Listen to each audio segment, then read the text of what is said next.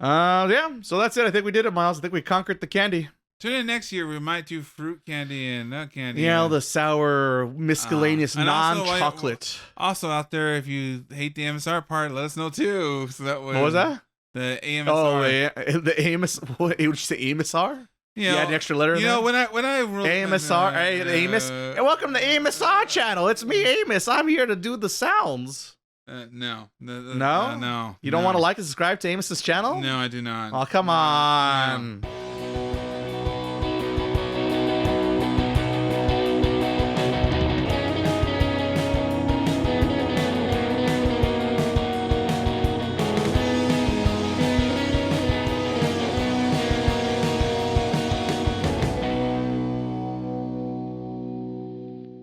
Bienvenidos, Mason. Welcome to the spooky edition of the Otaku podcast. I'm your host, Miles, and today we're going to do something a little special today since it's close to Halloween. We're going to go into we're going to rank some chocolates today for being Halloween and whatnot. So, Ray, are you ready to hit off our spooky candy adventure? Yes, I have brought all my blood and guts and ghouls and ghosts just for our special spooky Halloween episode. Despite technically it comes out after all, but it's still spooky. Well, it's Halloween week. Think of it like Dia de los Muertos, because that's technically that counts too. It's all spooky, guys. It's spooky week. That's all you guys need to What's more scarier than family? Am I right? Yeah. Even in the afterlife, they're gonna come to. How you doing? How's it going? You just can't get rid of them. Can't get rid of them. Oh, there's this fool again. Oh, he saw me. He saw me. He saw me. No, you gotta have the conversation. Awkward looking. Or, oh, hey, the classic. Hey, how's it going? What's up, bud? So anyway, I guess in case you're wondering, it's just only me and Ray today. Everyone they got too scared. They got spooked. Too spooky. When you told them we're doing a Halloween episode, they just couldn't. They ran for the hills and never came back. Yeah, this win I got oops, I can't do that. No, can't do that. Maybe there's another one we could use perhaps on the soundboard there. I can't take that ride. Mm-hmm. But we're gonna keep on going on, and we're going to talk about weeks and go into I guess our part one of maybe a annual part series of candy ranking. Candy ranking. It's the time of the year. The cream of the crop, the best of the best. Yes. We have to make the official. The internet claims this is the official candy ranking, but no. Here on Otaku, we know what all the LA natives here, SoCal, what we really want to go along with our tacos and our beef bowls. That's right, everyone. Nico Wafers. That's right. Nico Wafers is going to make it. Black Rickle. Oh, see, if there's time, maybe we'll do like worst candy also. No taste test for there because no one's paying us yet. Yeah. When you want to send in money, we'll talk about eating terrible candy, but no. And why is it I refuse. And why is it all licorice? Anyway. Isn't editing this podcast enough torture for me? It is. You tell me every time it is. Spooky every week. Halloween is every week for me. Uh-huh. So yes, our top 15 candies. I don't know if we officially said that or not, but we have our 15 candies lined up. We have them. We're going to do a little bit of not a blind test, but we're going to go by memories, and then we're going to have an official taste test. A memory test? And people always say the best way to do taste tests is on audio form. That's what I hear. Yeah. Yeah, visual eyes. You don't need your eyes. You know what? Hey, Gojo or whatever his name is from Jujutsu Kaisen doesn't need his eyes, does he? Well, He's so cool. Well, technically he has like 6. It's a whole thing. It's a whole whatever. All right. You want to? How about Daredevil? You want to do a Daredevil reference? Daredevil likes candy, and he doesn't. He can appreciate a good candy bar. All right. So it's all good. Yeah, we'll figure it out. All right. We don't need no stinking eyeballs. What we need is tasty candy. You don't eat with your eyes. You eat with your face, also your mouth more in particular, probably. Face, mouth, it's all. It's all that when you're stuffing it down, you don't know what you're eating. You're like Garfield with the lasagna. You're just chomping down on it. There you go. It's like just another one. Just pour another one. Just dump it all. It's all yummy. But we're gonna have rankings. Make it official here. Forget all those other lists. This is the real McCoy right here. All right. But before we get there, I guess we'll start by kick off with our weeks. So I guess since I'm host this week, I will go first. That's what we do. All right, just hog the mic. All right. Power corrupts absolutely. Am I right? Speaking about power, so reason I'm back to Star Rail again because I was looking for Power Stone. Darn it. Oh yeah, I guess I should have gone for that reference. Darn it. Fool. But so I'm back playing Honkai Star Rail again because we got new content Gotta always play new content. New fresh waifus just for you. Actually, it's funny. Now they have Pokemon. What? Yeah. So there's an event going on in which you collect enemy characters as Pokemon, and you must gather them. Wait, are you Team Rocket? You're stealing other people's Pokemon? No, actually, there is a Team Rocket element. There's a Team Rocket team out there. You have to beat every couple, like on your journey through. Are you chasing down like a 10-year-old to steal his Pikachu? No, I guess like more older men. I guess that's a question. It's weird. And basically, I do have a Pikachu. I guess equivalent, whatnot. Is he as cute as a Pikachu? He doesn't have eyes or anything. That's kind of okay. weird. That's a little. That's So it's like that weird Freakazoid Pikachu ghost thing. I guess it's supposed to be cute. I guess. Kawaii desu? I don't know. Is there a plushie for it? I guess it is. What do I know? I guess so. Yeah, so I'm busy playing Pokemon this So wait, now you're no longer battling. You're just sitting in your henchmen to go fight your battles. Yeah, but I guess okay. But they want to fight, right? But they want to fight, and I guess not because I bring out the whip and tell them to fight. And then I was like, I guess like Fire Emblem has like the 3 axes, so like like the triangle system. They have a triangle system, basically. There's I guess fragmentation against real people. I guess people. Real people. Yeah, because there's people, there's like, fake people, there's real monsters, people. We keep it really on Otaku. And then there's machines, I guess. Monsters beat people, but people beat machines, and machines beat monsters. I guess that's the best way to put it. All right, I'm already confused and lost with the rest of everyone else, but let's keep going. Yeah, so basically, you have to basically beat the Elite Four. So you beat the Elite Four. Wait, is there literally an Elite Four you have to beat? Yeah, to beat each Elite Four. Yikes! Just giving up. Let's just steal from. It's been 25 whatever years now. Let's just steal. And it's just like pretty much level up, and you beat these people, and then you get points out of it. And I guess that's what I've been doing now for the next 15 more days. I guess. Wait, so it's like a limited time event thing? Yeah, like a limited time event thing, yeah. There you go. How much money have we shoveled down the Actually, I haven't shoveled. Actually, it's actually pretty easy. As long as you like type everything, because you get a bonus if you like go against like if you get against a certain enemy type, you go like a 1/2 times damage. So as long as you get the right set up your team right, you don't have to really worry about losing, I guess, per se. But you're definitely not winning, Miles. You got to be winning by giving them the money. That's the only way to really win. Well, there are money speaks in this game. There are new waifus out there, yeah. So, I guess now they're doing re-rolls now or Any tall redheads for Frank? Actually, there is. Actually, there you go, Frank. If you're listening, you know what to download today. But I guess the thing right now is that since I have a good amount of characters now, I guess through playing this game, it's like it'd be kind of neat. But if I don't roll from, but do you have the cutest character in your roster? That's the real important one. And do they have the cutest skin also? Another part of it. You got to think about it. The real question we ask around here. Yeah, but I've been playing that a bit. A little bit here and there. I'm mostly playing Yakuza still, or I guess Like a Dragon. I can say Like a Dragon because that's what Sega's forcing us to say now. The new official name. Yeah, I guess we decided that. My PS2 copy says otherwise though. So I've been playing Yakuza. I can't Like a Dragon, Ishin. Mr. Samurai. Samurai from the PS3. Which feels like a PS3 game when we said before. But on the PS5. On the PS5. Runs at 60 frames per second. Runs smooth. I mean, I guess that's something. And I do appreciate the load times because, man, boy, some of the old yeah. Still spin discs, hard drives back then. Woo! We've come a long way.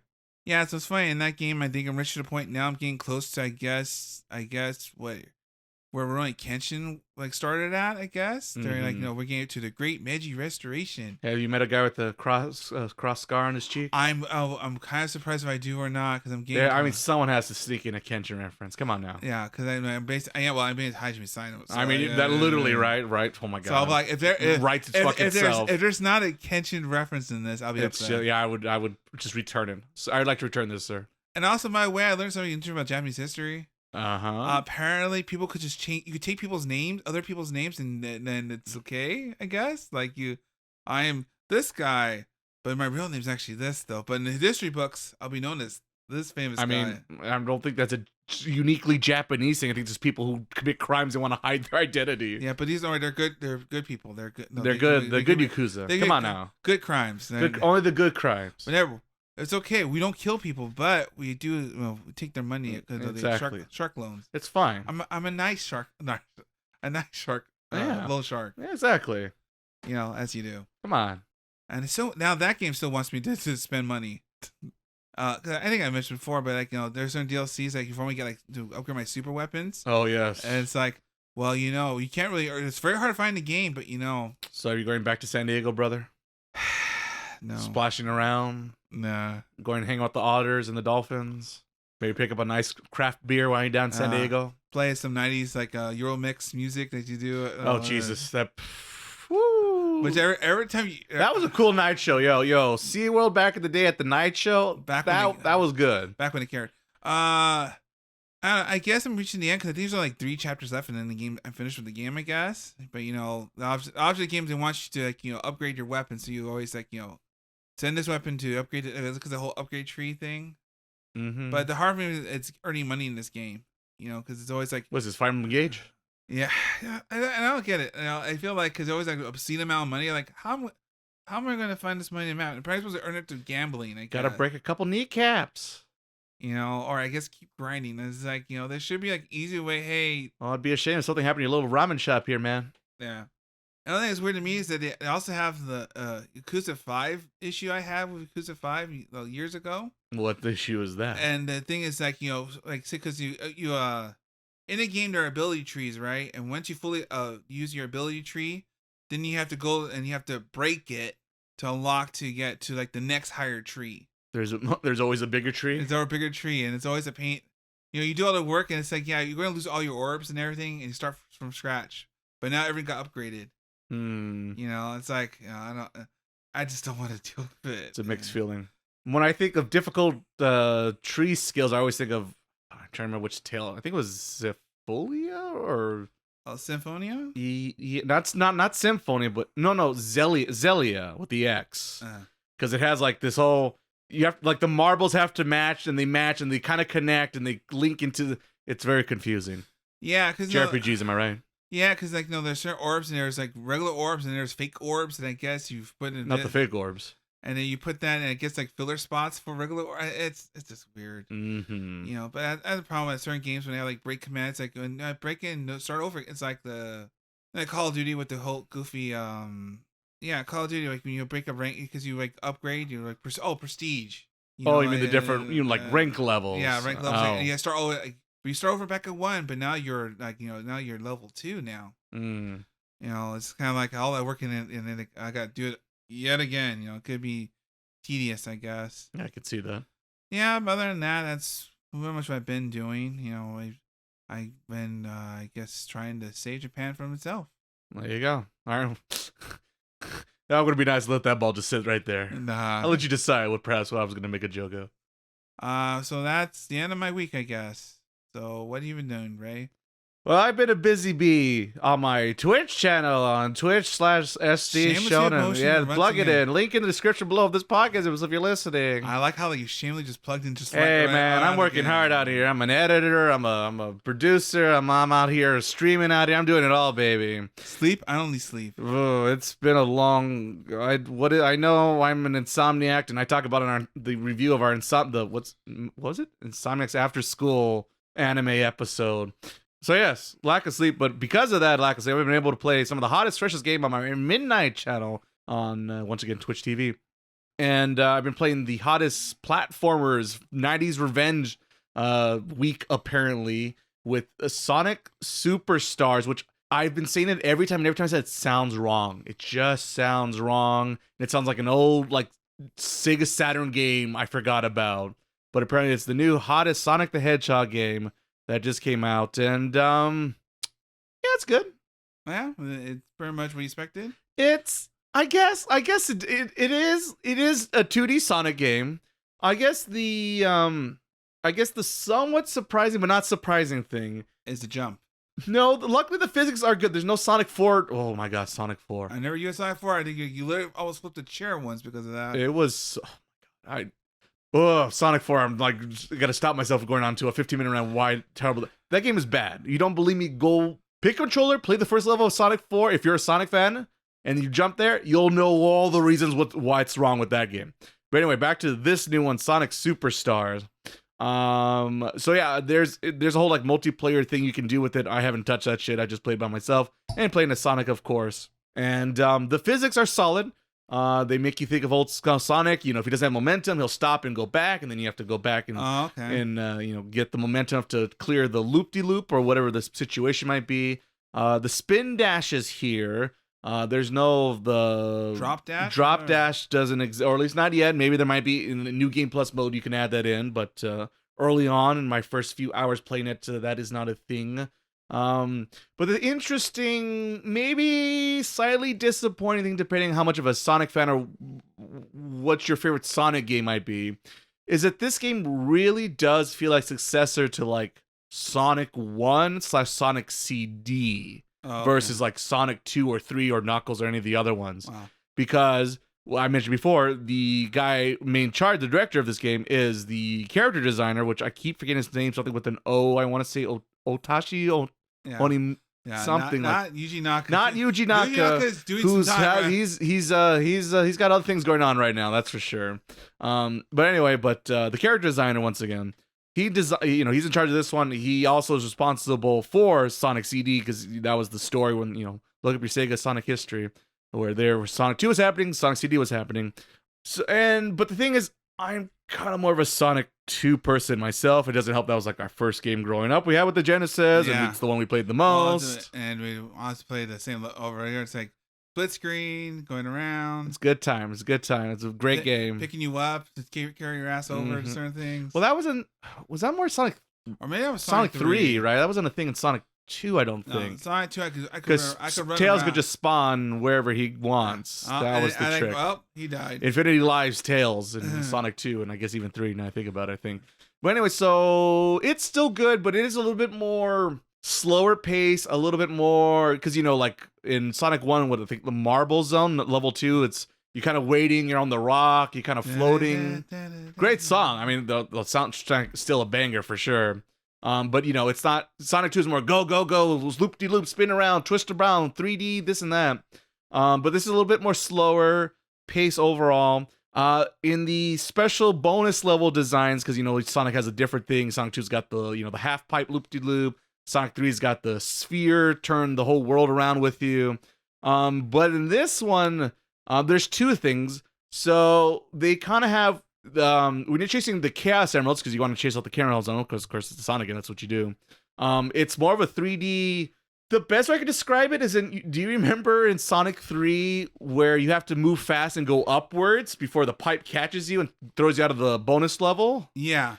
There's a 3D equivalent of that, basically. Okay. Where you're chasing the Chaos Emerald's like floating in 3D, and you have to like grab a spear and spin your way and keep flinging yourself forward to catch up with it.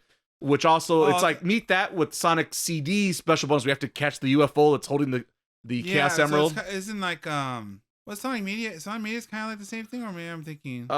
Sonic Mania, I think, what did Sonic Mania do? Because Sonic Mania had the 3D levels from Sonic 3. Oh, yeah, but it also had something. I remember now. They had the UFO catcher. Yeah, and you had to click the balls to go fast enough. It was more Sonic CD. Yeah. This is like I said, you put that with the Sonic 3 thing, that's what's happening in this one. And I probably like this one a little bit more than the Sonic Mania one in comparison. But also, along with that, just like, because Sonic Mania also had the 3D Sonic 3 stuff, a lot of threes happening here. Mm-hmm. There is a thing like that in Superstars, but it's the Sonic 1...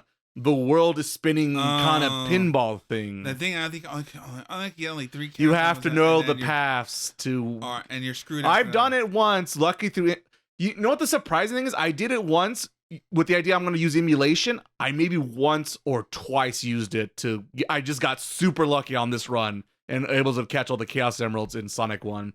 But this is more just for coins, which I guess you unlock skins and artwork and maybe behind the scenes stuff. I think I didn't really get a chance to figure out what that is. Is there a paid money thing you have to buy? No, well, I mean, in-game currency, I guess is what it's for, right? But there's no microtransactions. But I guess that's what it's for. But the pinball level spinning world, whatever you want to call it, they're much better because they slow it down. And the thing always with the worst thing about Sonic 1 is if you hit like the reverse button or the up button, down button, if you hit it like back to back, you'll just keep spinning the world around you, get nowhere. But here you hit it and there's like a pause, like you can't hit it back to back even if you accidentally do it. There's like a cooldown period. so you're able to not keep spinning the map all day. So it is the Sonic 1 stuff, which I'm kind of like mixed feelings about personally. But they really said, okay, let's do that, but actually make it decent. Yeah. So they did improve that. Winnable. Yeah, exactly. So it is better, but it's still, it's all Sonic. Once again, Sonic 2. I like the half pipe. But like I said, it is an improvement on it. And yeah, I only got to maybe the first 3-4 stages. A lot of it, kind of the usual suspects design wise. There's not literally the Green Hill zone or this or that zone, but it's kind of inspired by this. Wow, it's always like some element or green something zone or some of that. So nothing too crazy when I saw, but I only played, like I said, the first few levels, so maybe it gets crazier and weirder out there, because I know Sonic 1 gets pretty far-fetched in the last few levels, so maybe we'll see some crazier stuff in this game as well. Physics are good. The problem is I'm a bit of a pixel junkie, and Mania is, exactly what I looked for and wanted. But it's still cute. It's still classic Sonic, so it's still good. Not as good, but pretty good. Like pudgy Sonic, right? Little round tummy Sonic. Still got that. One weird thing: spin dash, but no peel out, which is funny because peel out was in CD, and once again he was CD man, and so he does get faster, and he basically does the peel out animation. Yeah. But it's not like you can't hold up A and charge it up, right? Yeah. Which I guess makes sense, but at the same time, I'm kind of like, at the same time. There's a design choice I guess he made. Right. But hadn't made the call, and I guess he went for the favor, because I think more people played Sonic 2 than CD, since you had to buy the attachment for the Sega CD, which there's a story we could talk about, which I'll avoid about. I feel like it's like you want to get like some blinds and go like, I never those days. Just feel like Shinji. Father, why won't you let me have my Sega CD? I mean, basically, that's kind of it's a story for another podcast, perhaps. But there's a history there. But yes, so very much like Sonic 1 CD. Looks good, feels good. Music's all right. I was kind of the problem is Sonic has like some of the best music of all time. So, it's a tough one to calibrate to keep up. It's fine. Nothing like disappointing. I would say the most unique thing about this game is the boss level designs, because they're kind of all over the place in a good kind of way. They keep it refreshing. And because in this game, you're fighting Robotnik, of course, or Eggman, and pick your poison. But also you're fighting Fang, for those who even know who the fuck Fang is. Even I'm like, oh, Fang, Jesus Christ. Brought that dead corpse out again, eh? And then there's also another new little bad robot guy, but he's like comic relief bad guy, question mark? Oh, okay. So I don't know what's going on with that character, but he's silent. Well, that's the thing, is also the whole game it's still in silent. No one's, talking with voice actors or anything like that. No Banjo-Kazooie? No, not even no Banjo-Kazooie, no noises. Not real, like maybe grunts at most, but even that, like one grunt. So yeah, but the thing is, by switching out the bosses, because Ron will show up with his different robots, and you think like the fight's starting one way, but then at the halfway point, he changes it up, and like he comes with like a whole new robot you have to figure out and whack a few more times. It's more than your traditional hit like 3 or 5 times, right? And boom, boom, he's gone, and chase him away. So that's refreshing. They do a lot of the Sonic CD things where like. I think it's Sonic CD where like a lot of times you have to like chase like a metal Sonic around the stage. You have to do it in a fast pace or you'll get killed by the level, right? So a lot of that kind of incorporation, that mindset. So it keeps you on your toes and refreshing. Reminds me sometimes a bit of like the Sonic Advance series where you're like constantly running and hitting at the same time. So it's a little bit of this, like they're always shuffling the cards when it comes to the boss levels. So that's the most refreshing part. Is there a life system, or is that? I was about to say, and the other weird thing is there is no life system here, which is one of those. It makes sense, but I don't mind. You want to hear the most? And I said this on my stream. You want to hear the silliest, dumbest thing? I'm kind of glad they got rid of the life system, but they got rid of the 100 ring jingle. I don't know. Yeah. I can't take that ride. I think they went too far. You want to take away the license, fine, but you gotta give me my jingle when I get 100 rings. Gotta have my jingle, even if it doesn't do nothing. I want my jingle. But I mean, it looked the way how I seen it, because I haven't played it yet, but I did see videos and things, and it looks like regular Sonic, Right, and that's what it is, and that's what it feels like. It's very old school Sonic for better and for worse, but Hey man, I haven't played Frontiers, but I hear a lot of mixed things, mostly tends on the negative side. So, Well, it's Sonic Team. yeah, well, there's that too, and I guess this one is like collaboration with Sonic Team, whatever that means. But yeah, it was pretty good, and hopefully I'll get a chance to get back to it and finish it. But I still got to finish Fire Emblem. There's not much to talk about Fire Emblem Engage. I haven't picked it up in a while, but I'm slowly working through it. Now at this point, I'm just kind of want to finish the campaign, unlock the super ranks on all the emblem rings, and just get me the hell out of Dodge because it's time to wrap up this game. I've had a good time with it. And play again in 1 year from now when new DLC comes out.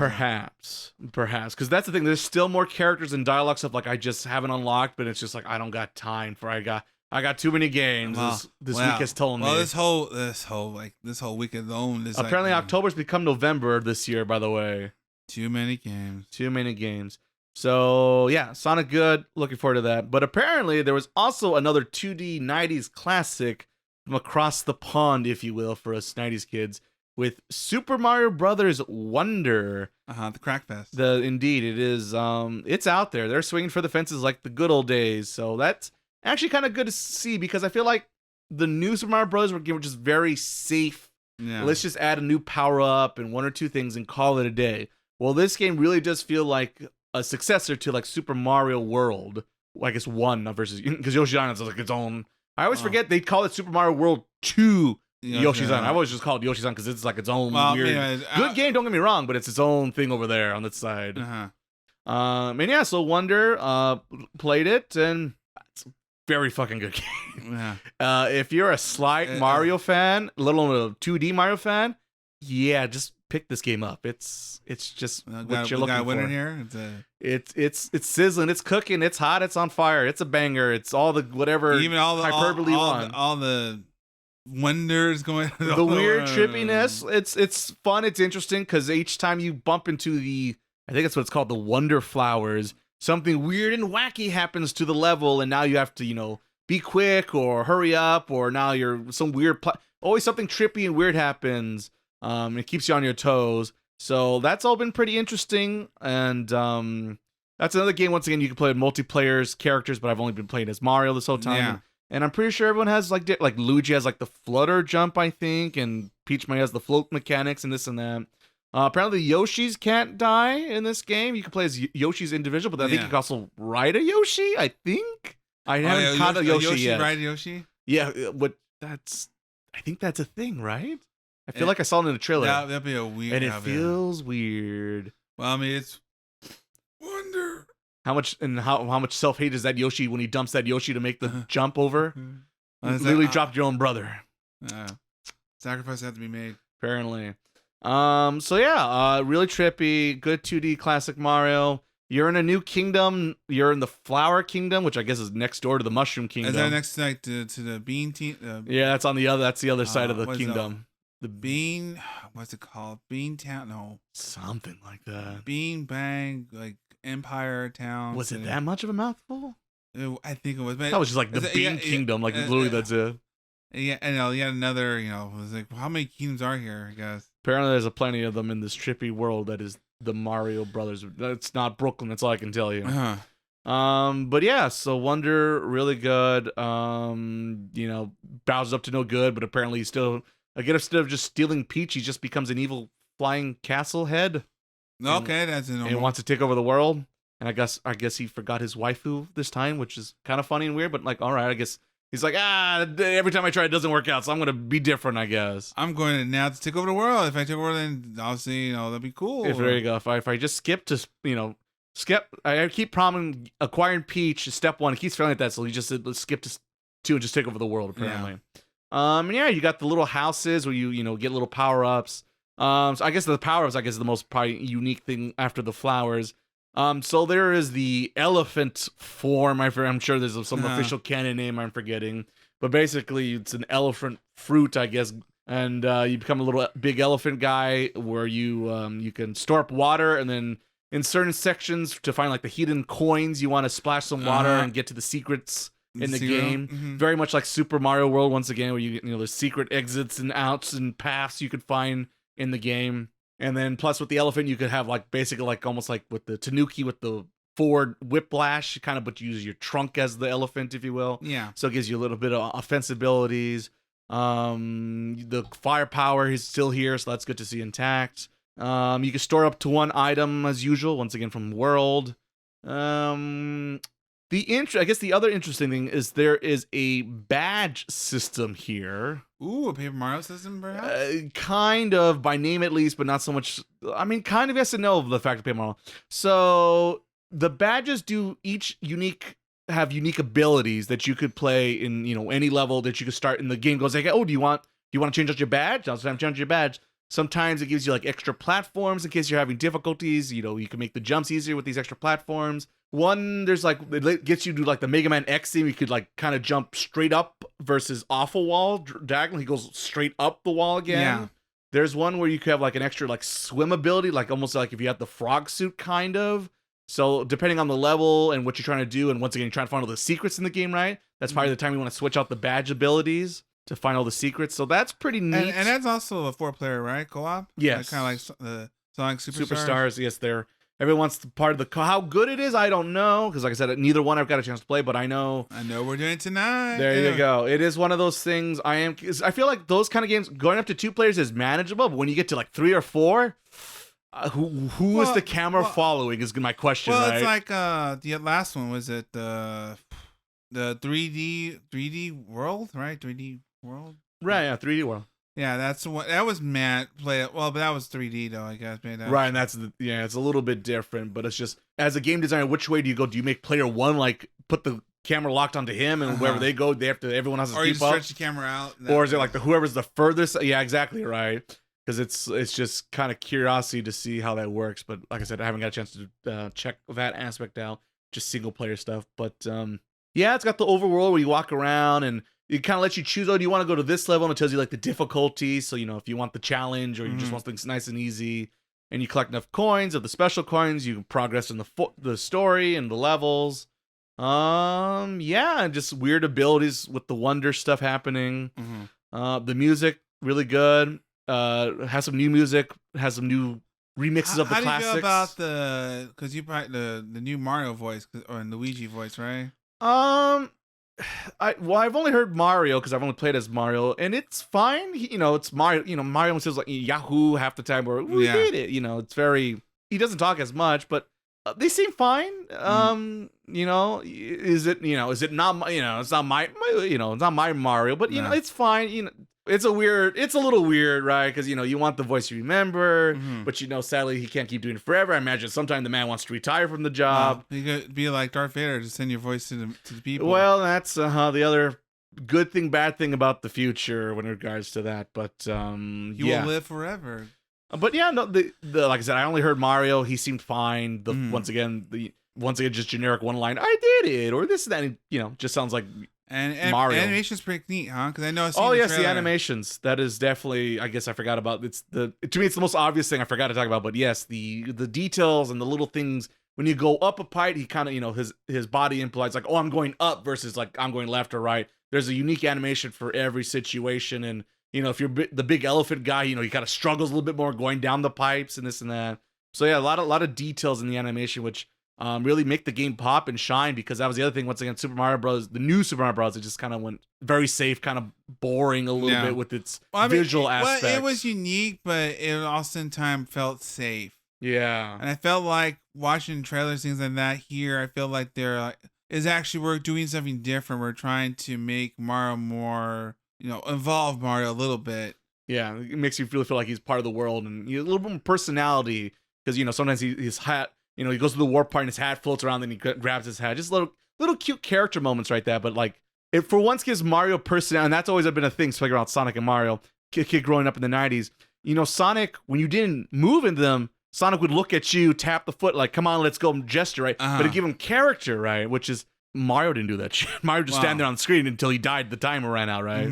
But, that was always the difference. But here, they actually trying to give everyone, it seems like a little bit characteristics and personality that's unique to themselves. So that's good to see. Took them 30 fucking years, but hey, we got there. Hey, but, I feel like we're at a point now in Nintendo, I feel we're starting to be more leeway towards. Well, and that's what it is, because sadly, the old guard is leaving one way or another. So we need someone to prepare for the next generation. And yeah, I think if assuming that was the case here, I think we're in good hands because Wonder, as a Sonic fan, this and that, if your wallet's tight and you can only buy one platformer, you're gonna want to pick up Wonder. Just saying.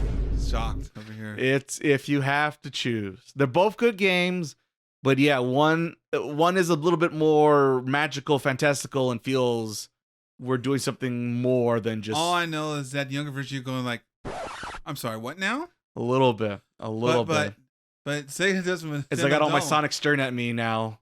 Look, give me the now they're staring at me now. Give me the tap in the foot. Bruh. Now give me the middle finger too. Now. Bruh. Mm-hmm. Black Friday's around the corner. You can buy them all soon enough. Yeah, there you go. Buy everything. Forget Call of Duty. Forget all that. Well, that'll also be on sale. You can get everything. Don't worry. Yeah. Wait for the moment. But because I knew these were games I wanted to buy on day one, and because I was gonna stream, I needed some content. I figured might as well. Was it also the 90s? Like, let's go back. It was interesting to go pretty much back to back on those games on the same week. So now, see, all we need is Glover, right? Everyone, Glover should come back. Everybody, and call Bubsy while you're at it. Bubsy, yeah, everyone's coming back. Get coming out next year again. Oh, please, I don't believe that. All is coming back. I don't want to go back. Bono said, "Hey Nintendo, want me real money? Remake Banjo-Kazooie for today's generation." Well, I think that's more Microsoft's call at this point. But I'm just saying, you have nothing to lose here. There you go. Except money. Oh, come on, they're playing. Oh, they're already close to deal with Activision now, right? Now they're swimming in it. Now that's where the money is. All the Call of Duty's money is going to fund our Banjo-Kazooie fantasy. That's how that is. That's when the money's going to come in. See, the money's going to come in. It's like, you know what? We can do what we always wanted to do. The lies we tell ourselves. Am I right, folks?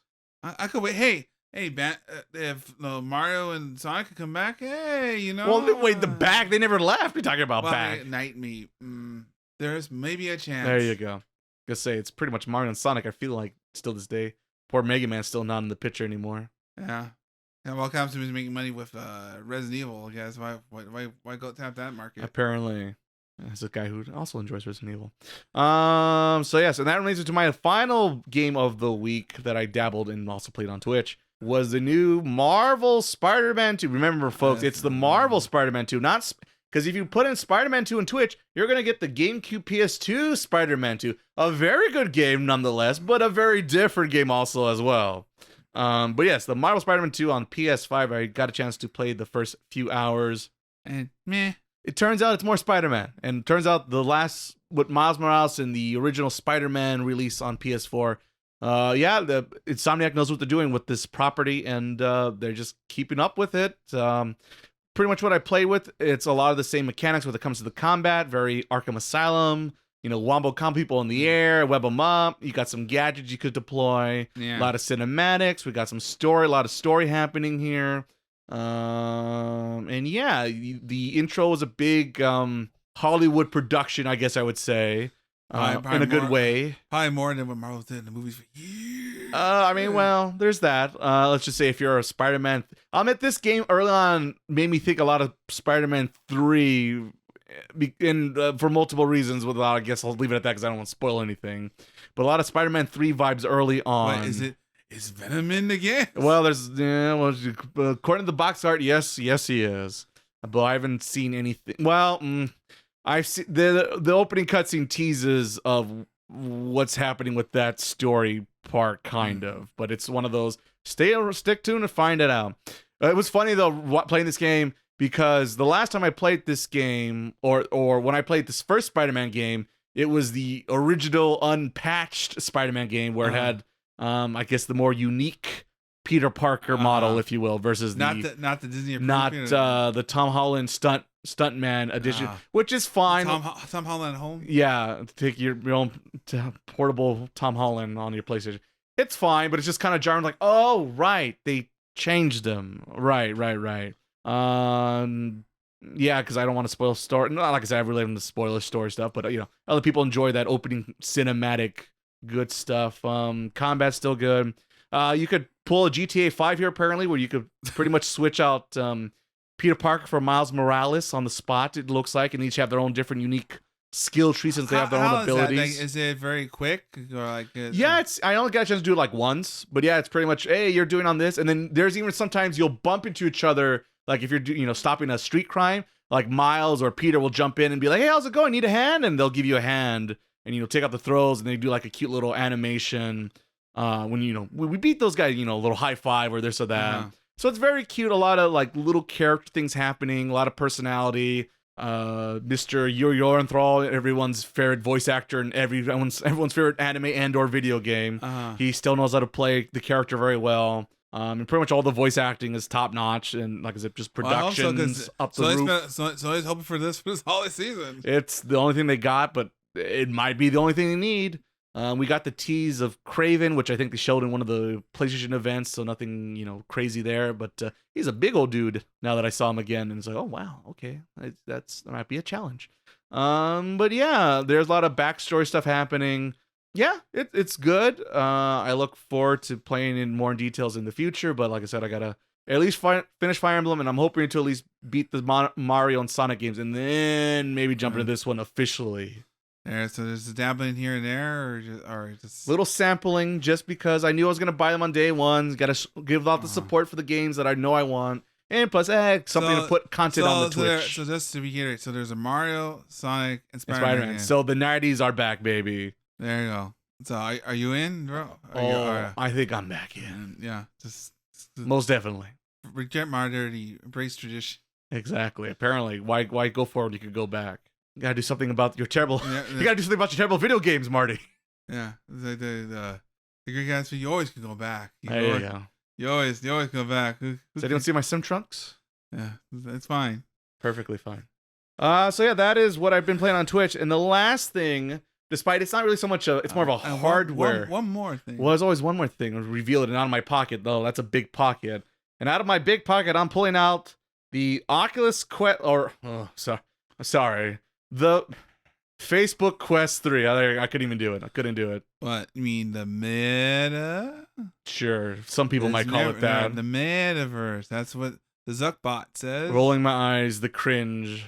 Yikes. No worry. I got it this time, guys. We're gonna get them this time. I'm gonna make it easy. The Quest 3 came out, and I jumped in because I have been out of the VR game for a little bit. So my experience in VR, for those, because everyone has different degrees on VR. Some people are brand new to it. Some people dabble. Some people got all the sensors and got the whole trackers here and this and that. But the first VR headset I ever used was the PlayStation VR, which was cool and fun. But man, was that a pixelate fuzzy mess using that guy. And you're very limited because it's only with the PlayStation, obviously, and then plus you're limited to the games, and then just the setup of using that thing is a nightmare with all the cables. You can't play most of the games anymore because the VR2 is out, and it's like, no. Oh yeah, no backwards compatibility on that second headset. So that was my first one. I had a good time with it, but the problem is then I got the Quest 1, and I made the the PS VR look like a kid's toy basically, because now I'm connected to. I can use it standalone, or then I can connect it to a computer and then have access to all the games, VR games on Steam, right? Which is a huge catalog of games that is not on the PlayStation. Yeah. And just the headset was a lot lighter and smoother. I invested a decent amount on that. I bought a lot of the accessories, got a new headband. I even got myself some lenses because I do wear glasses. And yeah, I had a real good time with that. But, it also was still fuzzy. You could tell you were in a VR world. See the airway for Apple's Vision Pro. Yeah, the super future. Yeah, I guess we'll see how that goes. For spatial computing, right, Tim Apple?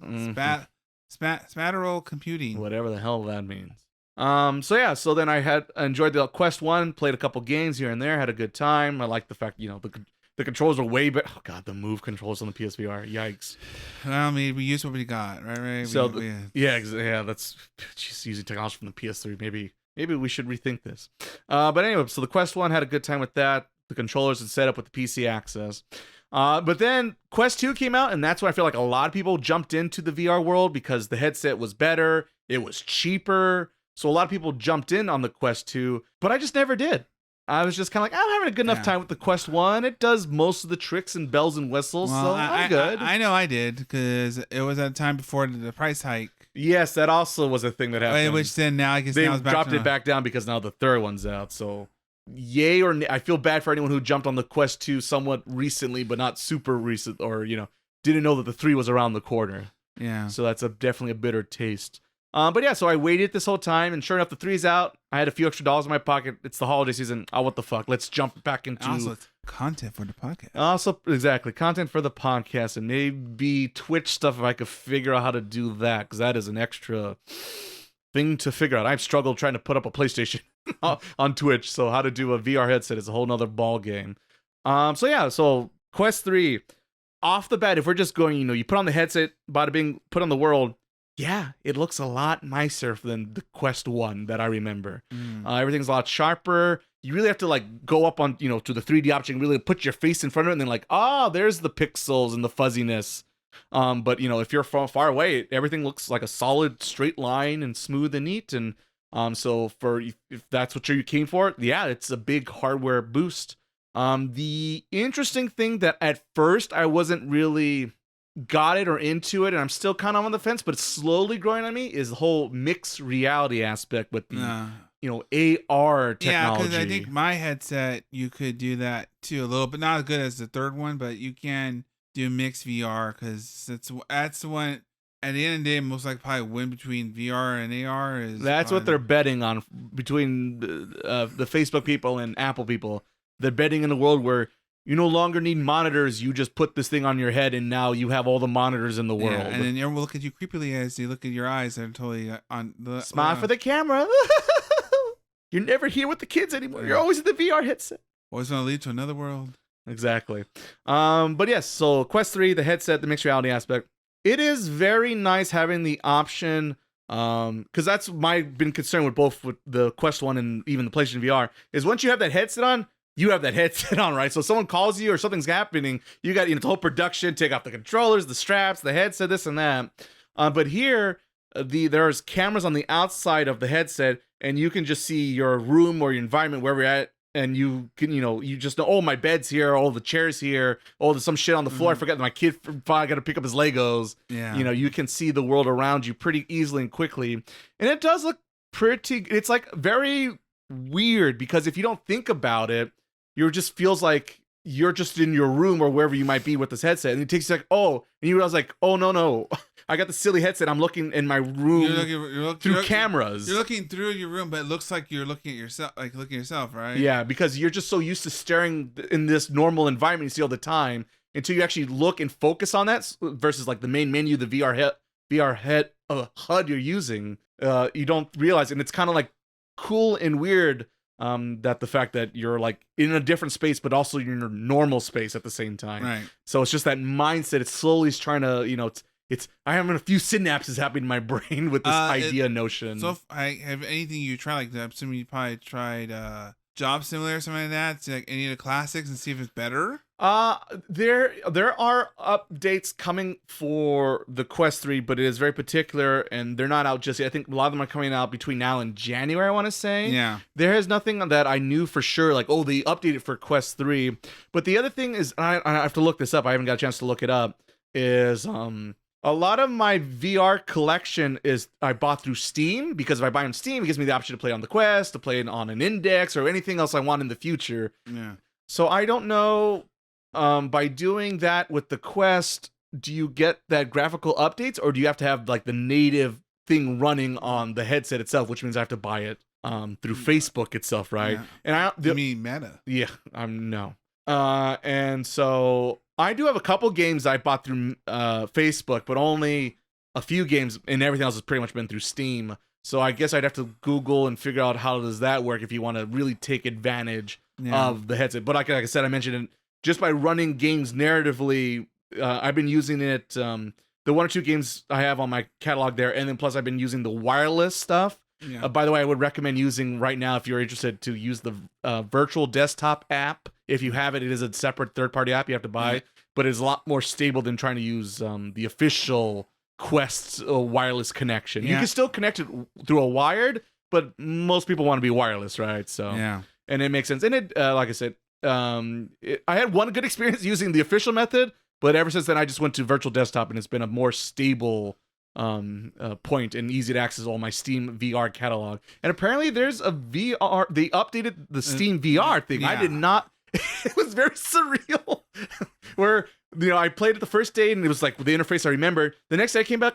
Why the fuck is this different? And then literally, yeah, but Counter-Strike, right? It's like, yeah, I guess, yeah, basically. And then I literally the next day then heard on my podcast, hey, they updated the VR stuff. I'm like, what the fuck? I'm like, oh, and this light bulb went on my head. Oh, so that explains why the interface, because it's a whole new thing they updated. That's why Team Fortress 3 will come out at the end of the year. And I'll also look forward to your Index 2, I guess, by the way. It seems like that is a very high chance. Hey, Jeff Keighley it's almost time for the Game Awards. There you go. Gotta have something to push for this Gabe's gonna holiday come out. spring season. Hey, Half-Life 3, guys, it's happening, folks. Yeah, we're doing it. Can't wait. I can't wait. So yeah, it's just been smooth. It looks crisp. It's responsive. It's snappy. I think the original Quest only went to 60 hertz. This thing runs more like at 90 hertz, and I think it can go up to 120 in certain scenarios. It can. Mm-hmm. I haven't got a chance to see that high refresh rate, but like I said, it looks crystal clear. I ordered now they have official lenses, and that was a pretty easy process. Your prescription, you pump that in, and they ship it to you. You just pop them out right on the headset. And, I find it a lot smoother and, less likely to scratch your glasses and let alone the lenses to the glasses. You decide which one's the more expensive depending on, how much you love your glasses. That was a pretty smooth experience doing that. The controllers no longer have the little rings on them. It does a pretty good job tracking it. I did invest the $40 for the official straps for the Beat Saber fans out there, including myself. If you're a music rhythm person and you slightly into VR, you want to get into VR, may I suggest Beat Saber? I'll say everyone else said it and said it again. So I guess my Hatsune Miku and my AI Beat will make it, huh? There's a Hatsune Miku VR game. Oh yes, okay. It took me a second because I'm thinking. Which I was gonna say you could be Hatsune Miku in Beat Saber. Well, yeah, there's that too. But no, technically, Crypto, because legal Sega, whatever their license. Oh yes. Technically, there's a Hatsune Miku VR game. Yeah, I think I actually played that. And it's fucking terrible. But it's by people who made Hatsune Miku. And apparently, they're much better doing funny VR voices or virtual voices rather than making a fun, good, interesting game. But the one I played is that same game. Wow. But yes, Beat Saber really great. Apparently there's a bunch of new music, official music, because apparently they also bought them. I forgot about because now when you look up, it says owned by Facebook or whoever. I'm like, oh joy. Yes, a Corvo once again. One to rule them all, apparently. Beat Saber is a real great game. Everything I said, the few games I just dabble like a buffet. I sampled this, sampled that. I do want to sit down, sink my teeth, and finish because I've breaking news. I have a giant Steam backlog catalog I need to go through. I know, it's shocking. What? I know. So there's a couple games I really want to sit down and munch on. But once again, Fire Emblem, I got to knock out Fire Emblem. And this I like how Fire Emblem is the thing. It's my drug of choice. It used to sound like fun, but every time you mention, I feel like the last couple episodes you on the podcast, like. It had the problem is because now it's no longer much of a challenge. I'm just going through the motions because I'm just OP kind of already where I'm at in that game. My hard campaign. You could just stop, I mean, I'm tempted to, but there's the one or two. It's so welcome to. You want to know if it's the real me? You ask the real me, hey, would you give everything to see that one or two unique? Spend an extra 20 hours to see one or two unique lines of dialogue. Yes, I will, because I'm a fucking psychopath. There you go.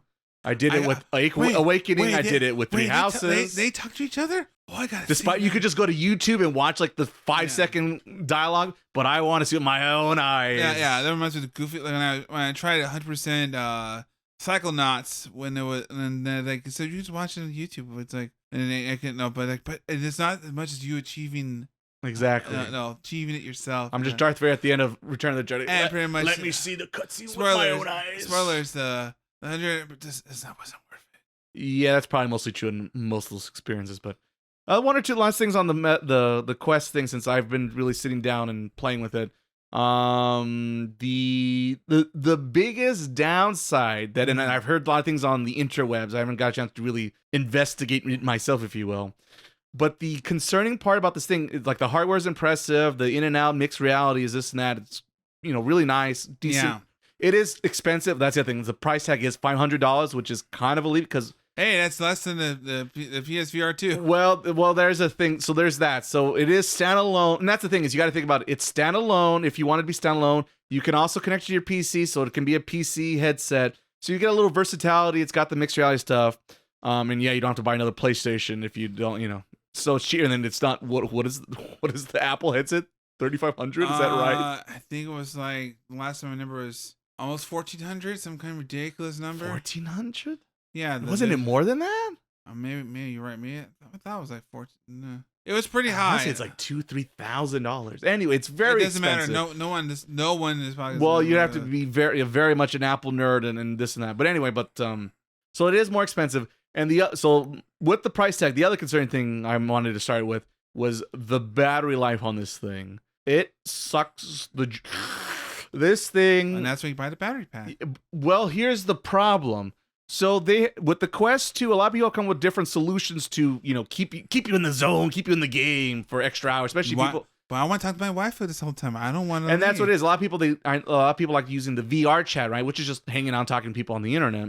You don't want to. Oh, I gotta leave. I can't. I'm having a good conversation, but now I gotta leave because the power's draining. Right. So they come up with different solutions to fix this issue on the Quest 2. But it seems like all those solutions that worked for the Quest 2 do not work for the Quest 3, and it's a mystery of why that is. Despite there should be. It should drain the battery fastest, but I've heard stories where literally like you have a brand new, fresh, fully charged battery pack and it's gone within minutes when it should be lasting you at least like an hour. And I think there's an official now, whatever Quest battery pack you can buy, but even that has issues. So, if they can't solve it, how would the chance of a third party figuring out the issue, right? So that is a bit of a concern at the moment. So if you're a huge VR, enthusiast, that is a concern. But as a person for me who, still, intro level, want to explore and have a good time with, this brand new world. And just, I guess the one final thing, there's a lot of things to talk about in this thing now I think about it. But the ability for it to scan the room and know your environment and create your own boundary. Yeah. It's pretty neat because you just look around up and down and it is like 80%, 85% there where you don't have to really make any modifications. It just knows, hey, there's a thing here. Hey, there's a thing here. So, and it lets you know. So it's pretty neat, the technology. They've come a long way since the Quest 1. But I know the Quest 2 is also a pretty big jump. So, from going from 1 to 3, it's a huge jump. Yeah, no, it sounds impressive, but, I know for me, I always want to play because I know they put Iron Man VR game on. Yes. And there's also a Sam Max game I want to play too that's on there. Well, I didn't know. Is that exclusive on that, or can you get that on Steam? Well, it's goofy me. I bought it on the PSVR 1 like an idiot. And then of course that's when somebody says, "Yeah, no, that's not gonna come." Oh, the backwards compatibility. So I was like, well, I might as well buy it on the Quest. And at least if I upgrade with the Quest, at least I'm somewhat guaranteed to play that game. Question mark, right? Right. Yeah, but no, I haven't played it yet. It was pretty fun. Yeah, but it sounds like you have a pretty big week there. It took me a while because I got that Quest on day 1, but it sat there for like a week. But the last week I finally got a chance to really dive into it, and it's a really neat piece of technology. And you're ready to do like Kirito, I'm the real black swordsman as I throw myself over the bridge. You can't kind of lay there for like. It's just like my Nerf gear. There you go. Exactly. What's the worst that could happen? Just plug me in, Ma. Plug me in. I guess you go your week, yeah. Yeah, I think that covers my week. Cause any anime stuff, I'll save it for next time since we'll be doing our official fall preview. Yay! I remember right now. I just have like a little quick piece of news about the goofy Squid Game reality show. Is that a thing? Yeah, it's a thing coming out in November, I think. It's like, look, it's like your favorite Squid Game, that series, with that have serious deaths and when everyone dies except one person. But look, it's a reality. Yay, we probably won't kill you, probably. I know, talking about things that are tone deaf. This is just the floor is lava again. Yeah, it's just that was the one thing about season 2 I was like booed about. They don't, because season 1's like, they played. I'm like, he's dead, and like literally they show him at the end like only the one guy survived. But now the season 2 is like, they're all. I'm like, no, they're all dead. Let them stay dead. And now you can apparently play even more dead in Squid Game. Yay! Yeah, I don't know. It's one of those things that when I heard about, I laugh like they're still doing this, huh? They've been like, I mean, what was that, like 2-3 years ago now? Isn't it supposed to be more of the TV show? sure. Because that thing was like on a cliffhanger, Well, which I'm like, why at the same time? I feel like that story, we had a beginning, middle, end, and like, let's just cut it off. But money, I guess. But what if we come back though? People love the Korean dramas. Well, everyone else does because they can't do anything else right now. And it's also probably cheaper than doing a Hollywood production. Probably.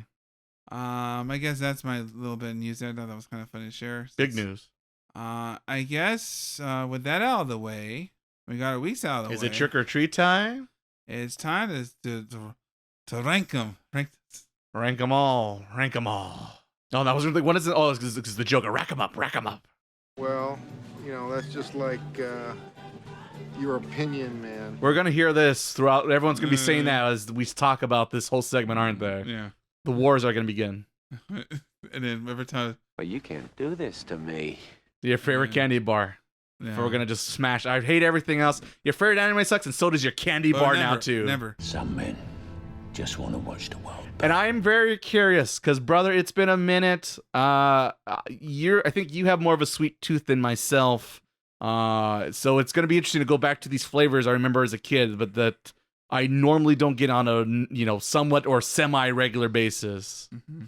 So it's going to be fun going through all this and then figuring out what our favorites are. So Miles, maybe perhaps break it down for everyone out there how we're going to do this on this audio podcast thing that maybe is better visually, question mark. If you want to see faces. Obviously, we'll tell the names and stuff that we're yes, we're going to go break it down. Details, flavors. But first what we're going to do is, I guess our first round, question mark. We're going to go around and names, candy, near memories, and maybe rank them based on what we remember them as kids or nostalgic feelings we have of these candy. Where we think they belong.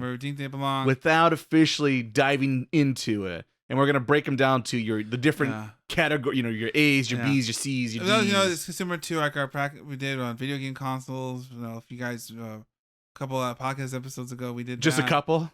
Miles, it's been a lot longer than that. Nah, you don't know. Time means nothing. But basically similar to that.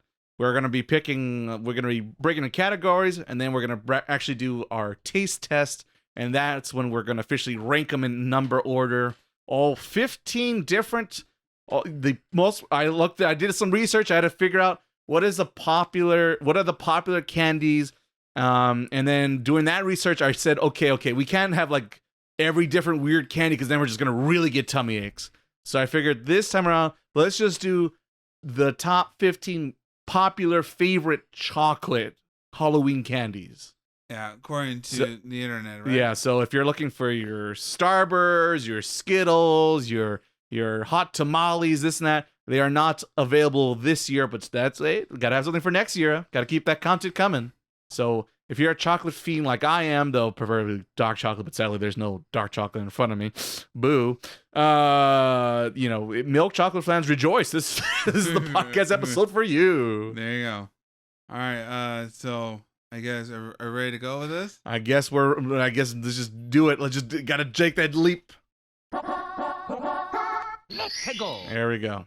All right. So I guess to kick this off, I guess we'll go in alphabetical order because we gotta have some fairness here. So we're going alphabetical order, no particular, and then like I said, we're gonna grade them and then taste them and then rank them. All right. So first up in this journey, this chocolate journey, man, I wish we had like a Willy Wonka soundbite here, but I mean, technically we'd have the one, but I'm not sure if it applies to this situation. I'm not gonna play it because it does not apply to the situation. Not yet. When we get to the rankings, I guess we'll know whatever number 15 is going to get that soundbite, I guess. Yeah. So our first up is Three Musketeers. Everyone's favorite candy, question mark. I know it's mine. Is it? Is it a high ranker for you? It's kind of high because it's one of the ones I never had most as a kid. They're easy because they're cute little miniature guys. So it turns out Miles never had any taste confirmed. No. Let's let everyone know. We're gonna start, huh? This is a good start so far. Already can't agree on a simple thing, and here we are. All right. What's wrong with you? We've started. That's my question to you, brother. What is wrong with you? All right. Three Musketeers. Did I ever tell you the definition of insanity? Mm-hmm. Yeah. So I guess to me, I always remember this. My memory of Three Musketeers was ice cream used to make with Thrifties. No, never. Oh, right. You did like that ice cream concoction. Medieval Madness. Yikes. Was a chocolate ice cream with little pieces of Three Musketeers milk. Because there's not enough sugar in your ice cream, little kid. Have some more. There wasn't too much. They'll see they're gonna fall out anyway, probably. Yeah, it's okay. It's fine. It's just okay. Don't worry. Is the number kind of high? It's like almost like 6. Nah, don't worry. Don't look at the numbers. Don't read the package. Just eat the whole bar. Let me tell you, you never want to look at the numbers of these things. Just letting you know off the bat. Turns out they tell you individual size, and yet if you read the service, it says, "Oh, it definitely is not." All right. So, what are you ranking it, psychopath? I like how I haven't started yet. And the amounts here is amazing. Just off the bat, huh? We're just gonna 14 more. Look forward to this. All right. To me, I say it's in the top 5. No. We're not doing. We're not. The rankings are just. For one, you're insane to saying that out loud. So there's that. Oh, okay. And 2, we're doing grades. We're doing grades. This is an A, a B. Oh, I say this is definitely a B. A B? Oh, I'm sorry. Okay. So there's hope for your soul after all. Yeah. No. Come on. You can't start off. You can't go off to get start off with the first pick. Okay. So there's redemption for you after. Not a lost cause. Okay. All right. Good. I'm glad you enjoy. Yeah. For me, Three Musketeers, it's fine. If it's the freebie sample at the doctor's office or wherever you're at. All right. I'll take one. You can't. It's really. I don't know. Well, they need the business, don't they? The dentist's office thinking about it. He'll be back. If you see that, it goes. Run. Exactly. It's fine. It's big old mush fest with some chocolatey goodness, I guess. To me, it's a C. It's a C. It's just fine. It's average. It's passing. You're somewhat satisfied eating it, but you're not excited about it. You're definitely not excited about it. Well, that's just like your opinion, man. All right, I'm gonna have to take away that soundboard from you if you're gonna keep playing this every 2 seconds here. No, I'm just gonna just for this one moment. Sure, that's what he says now. Let the record show. Let the record show, ladies and gentlemen. Do you really want the B? You have to fight. You have to fight me a little bit for it. You got to fight me a little bit. You gonna fight for it? No, I can't do that. We can't start fighting off already. We've already started. All right. So we're officially throwing this in the C category. We're playing the C category for now. I'm okay with it because I'm trying to keep this a nice, friendly podcast, at least until we at least get halfway through. At least the generic gooey chocolateness is saved for the B or saved for the C. Thank God for that. All right, I guess. What's next in the lineup here, Miles? 100 grand bar. 100 grand. Now that's a name I haven't heard in a long time. Yeah, 100 grand bar, which is kind of like a cross between like gooey, it's the crunchy Milky Way, have a Milky Way caramel. With the crunch? The crunchy. That's true. Or crackle for you fans out there who know crackle. Oh, Jesus. I guess that's a crackle, right? I think that's... Yes? Yeah, the crackle. Everyone knows about the crunch, but there's always crackle. There's the other one, right? I'm trying to remember. I think that's how that works. There is another. Exactly. Welcome to the Star Wars podcast. Yeah, so overall, I think now this one, this is at least an A. This is an A here. I'm sorry. An A? It's a B. This is a B. Oh, no. It's good. It's good, but it's not like, oh, fuck yeah. It literally has 100 grand in the name, bro. But there's I don't see 100 grand in the, actually, when I open up, it's not green bills happening. That's just milk chocolate and some crispy crunchiness. But you got the caramel, you got the crunch bar you wanted. You get 2 pieces in the thing. I do like the two piece fire. I like having a little bit something, a little bit now, something a little later. You can share it. Because most things, well, I guess you can't really see it out here, but most of these are kind of idea. Once you open, now you got to stuff your face with it unless you break it apart. But then you break it, now you got chocolate in your hands. You got to go back to work. Now you got chocolate on your keyboard. You don't want none of this. It's the downside about chocolate. It gets all over the place. Well, there's one exception. Now I think about it. There's one exception that doesn't apply to, or when we'll get down to perhaps the middle section of this list. You really want to fight? You want to fight for that A? Now this one, I'm going to have to fight. You're gonna fight for the A. All right, I'll give it to you. I'll give it to you this time. I'll give it to you for give now. And take. See, Ray, give and take. That's what we do on the podcast. We'll see how far it gets in that ranking. This is only 2. Everybody. Number 2. All right, I'll take over here, so that way you don't have to do all the talking. Number 3, the good old fast. Speaking about 90s classics, ? The Butterfinger. rejoice for you that we watch a lot of commercials on Channel 11 here in SoCal. Why all is in the Simpsons? Anyway. Thus, the exact. Well, he picked up what I was dropping. The crunchy, teeth-pulling candy that some people like, maybe. I don't know who these people are. It's okay. I think we need to round up these people and arrest them all. Just take them away. It's okay. People who like to go to the dentist's office more often than not. They love those the toothpick drilling for gold in your mouth. No, thank you, sir. The Butterfinger is no good. It's you have like one bite and you're like, okay, I'm good. I'm good for the year. You're not. No one's hankering for another Butterfinger. They're just done. You have the one piece. All right, I'll see you next Halloween. See, it depends. Butterfinger to me is good like little individual wraps, like a one and done. Even half of that's more than enough. Well, it doesn't help that it's also very, to me, it feels kind of buttery in a sense. That's the other thing. Like, you could taste the butter, the I guess the caramel made it's better with like caramel butter, but I guess the Butterfinger does make sense. It's very rich. It's very hard to have. It's very buttery. It's tough on the teeth. The chocolate tastes like big bowl of whatever. It don't do much for me. This is it an F? I'm trying to think. Is this harsh enough to be an F? I'm going to be nice. I'm going to be nice and say it's a D. This is a D for me right here. I concur. Well, look, we did it, folks. We saved the world. We finally agreed on something. Butterfinger officially part of the D tier. All right, I'll also take the next one. Speaking about disappointments, the Crunch Bar.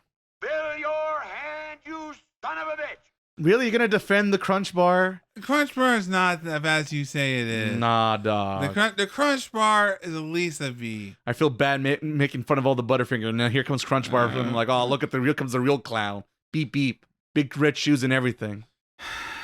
Okay, let's hear this. Go ahead. Crunch. What is it? Just shit chocolate, milk chocolate, and shittier, crisper wafer nonsense that's stuck in it. And they put it together. They're like, hey, you know what's bad? A Hershey bar. You know what's even worse? Crunch Bar.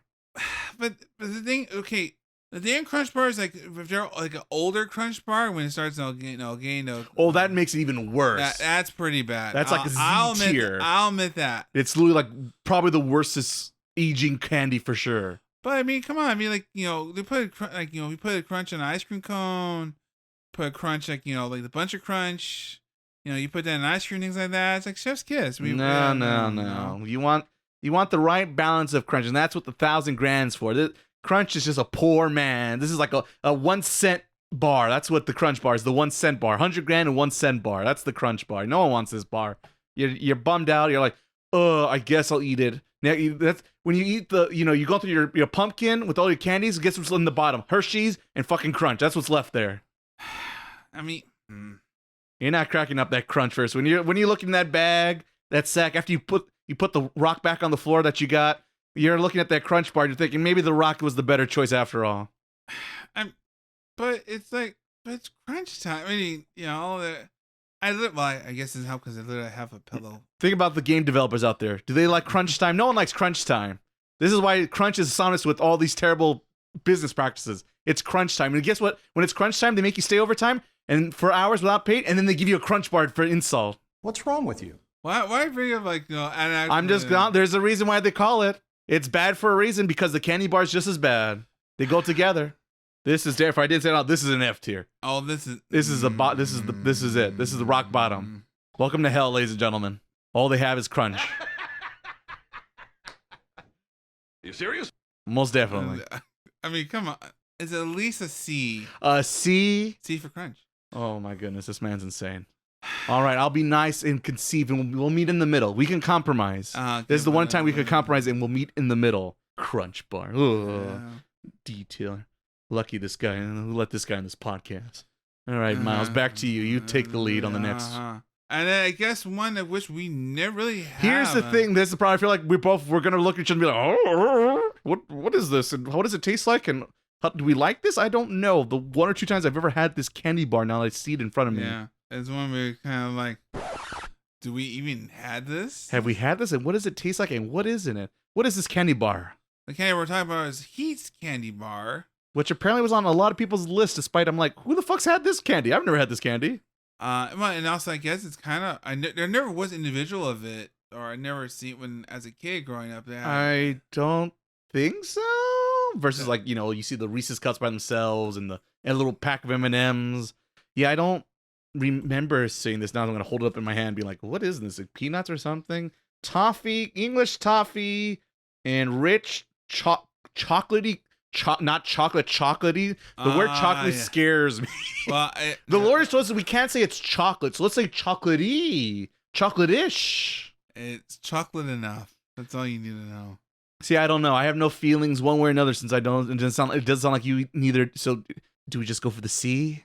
It's the most logical thing to do for a candy we can't really hate or love. No contest. No contest. I guess we'll give it a C because there's no bad connotations, but there's no good connotations. We'll see what happens. We might shuffle when we get to the official rankings. We'll see what happens. That's the one with the taste test. I feel is going to really be a big contender. So let's put in the middle and see what happens when we get to the ranking part, if we will. So Heath goes down to the C tier along with our 3 musketeers. All right, and I guess here's a hint for our next one. I see what you did there. Of course, what I mean by that, of course, is Junior Mints. They're so refreshing. How can you say no? So Junior Mints to me, I remember Junior Mints being like, going to the few times we ever bought candy at the theater. You mean we went to the 9-cent store and then went to the theater? Shh. Hey. Full price? Get the fuck out of here. Well, the soda. Fuck that shit. Put it in the pocket, put it in the purse. Bada bing, bada boom, boom. Junior Mints. They're fine. You're a big mint guy. This is the thing. You're a big mint guy. I like mint. It's not my fault. I'm so cool. Lucky I don't have the soundboard. Lucky for you. Keep that away from me. What? I'm cool. I these cool and refreshing, like a lot of my takes on this podcast. Mr. Defender of the Crunch. Think about that. Think what you said. We'll see how this war happens in the future. We'll let the people decide. They'll come back and tell you how right or wrong. Well, they'll tell you how right I am and tell how wrong you are. That's how it's going to work out. I know all this. I seen the future. I got my crystal ball here. It never lies. So, I give this one a B. A B? A B. They're nice. They're coming in a box. What's in a C? 3? All right. I'll conceive. The only downside with Junior Mints is that, when you get a box and they stick there for a bit or kind of. Oh, yeah. If you get into the heat, they're just a nightmare to get out of the box. And then once again, now you're literally shoving your hand in the box and you got all chocolate all over your hands. On the keyboard, it's a whole nightmare. All right, shout out to honorable mention to Milk Duds, which was I guess didn't make here. Milk, I only saw it on 1 or 2 lists. Most people do not care for Milk Duds, apparently. And Whoppers too, more I think about it. They're top 3. Most people hate Whoppers, by the way, apparently. I know you're a Whopper guy. Sorry, what now? Yeah, exactly. Apparently no one likes the Whopper. Just like, but it has a cute little that's why you go to it. McDonald's for the Big Mac. Hey, got him. 2 for 1 special. Wow, the shock. All right, let me officially, what do we say? B tier for Junior Mints, B tier for Junior Mints. I'll give it to you. I'm not a big fan of the mint, but I'm also not against it. And I rather have Junior Mints than a Crunch or 3 Musketeers and Heath is in the middle because we don't know what the hell that is. That's the mystery bag right there. All right, let's move on here. We're now number, what are we at? 5, 6, 6. No, 7. Okay, 7. I'm looking this backwards here. 7, the classic. For Vegas fans, rejoice because M&M's is here, baby. So good, you don't even need a name. You just need 2 letters and an and sign. What's the and sign called again? $1 million question. I should know this as in English. Ampersand? That sounds correct. It's on your keyboard. Hold down shift and tell me, everyone, looking at your keyboard right now. Let me know what it is. So M&M's, the classic. Don't you know English? Yeah, I didn't say I graduate with honors. All right. That's the difference. So good, like I said, it melts in your mouth, not in your hands. The perfect chocolate candy ? The crunchy colorfulness of it all, and the nice dark or almost it could be dark chocolate dark, if you peanuts, peanut butter. This is, I guess I should specify. This is just plain good old school M&Ms. I guess could we do? I guess that's another like special podcast of trying to every different flavor and combination. Personally, for me, and why is peanut butter win it all? Peanut butter's peanut depends. It depends how good or how fresh that bag is. Peanut is probably the more consistent quality you're gonna get, because sometimes the peanut butters just suck ass if they've been sitting on the shelf too long. So yeah, M&M's. It's a classic. You can't go wrong. Once again, melts in your mouth, not in your hand. I want to say the opposite all the time. This is at least, I feel like a B tier. I think this is B tier. This is something Really? I don't think you go immediately for, but you want to get to it somewhat sooner than later. They spend all the money in commercials, things like that. They show it in theater. They showed it in theater. Hey, look, the M&Ms. Come by and get some. You're swinging for higher. I thought you were swinging for lower. No, it's higher than that. It's high. Man wants the A tier. I mean, because think of it this way. Look, you get a lot in a little package. You do get a lot. That's the bonus thing. You do get a little bit more candy in the originals versus the Nigerian peanuts. mints, they for most time they keep themselves intact. Right. The color. Oh yeah. Oh, you mean that aspect of it? Yes. Yeah. Yes. So when they the Nigerian mints, they stick to each other and like that's a bitch to get out of the box. No, M&Ms usually come on out because of the nice shining color coding for sure. An A tier. All right, I'll give it to you only because as kids we spent a lot of time at the M&M world there on the Las Vegas Boulevard. All right, I'll give it to you, brother. I'll give it to you. Oh, but we put it with $1,000 in M&Ms. Well, I don't know about that. I have mixed feelings about that combination. But all right, M&Ms. A tier it is. A tier it is. And we're moving on down here, if I'm not mistaken. The next one we have on the lineup is the Milky Way. The big, thick boy full of caramel. And apparently that's all you need is a big, chewy caramel with the Milky Way. Here's the thing with Milky Way for me. As a kid, I used to really like Milky Way. Probably was my favorite candy growing up. But as I've grown older, I'm like, it's all right. It's okay. Well, the thing with Milky Way is that it's kind of like, it depends how old it is. That's a big factor. That it also ages super poorly. When you bite in that caramel, it's a rock. You're like, you lose your teeth and your taste buds along with it. I didn't know it was a reason.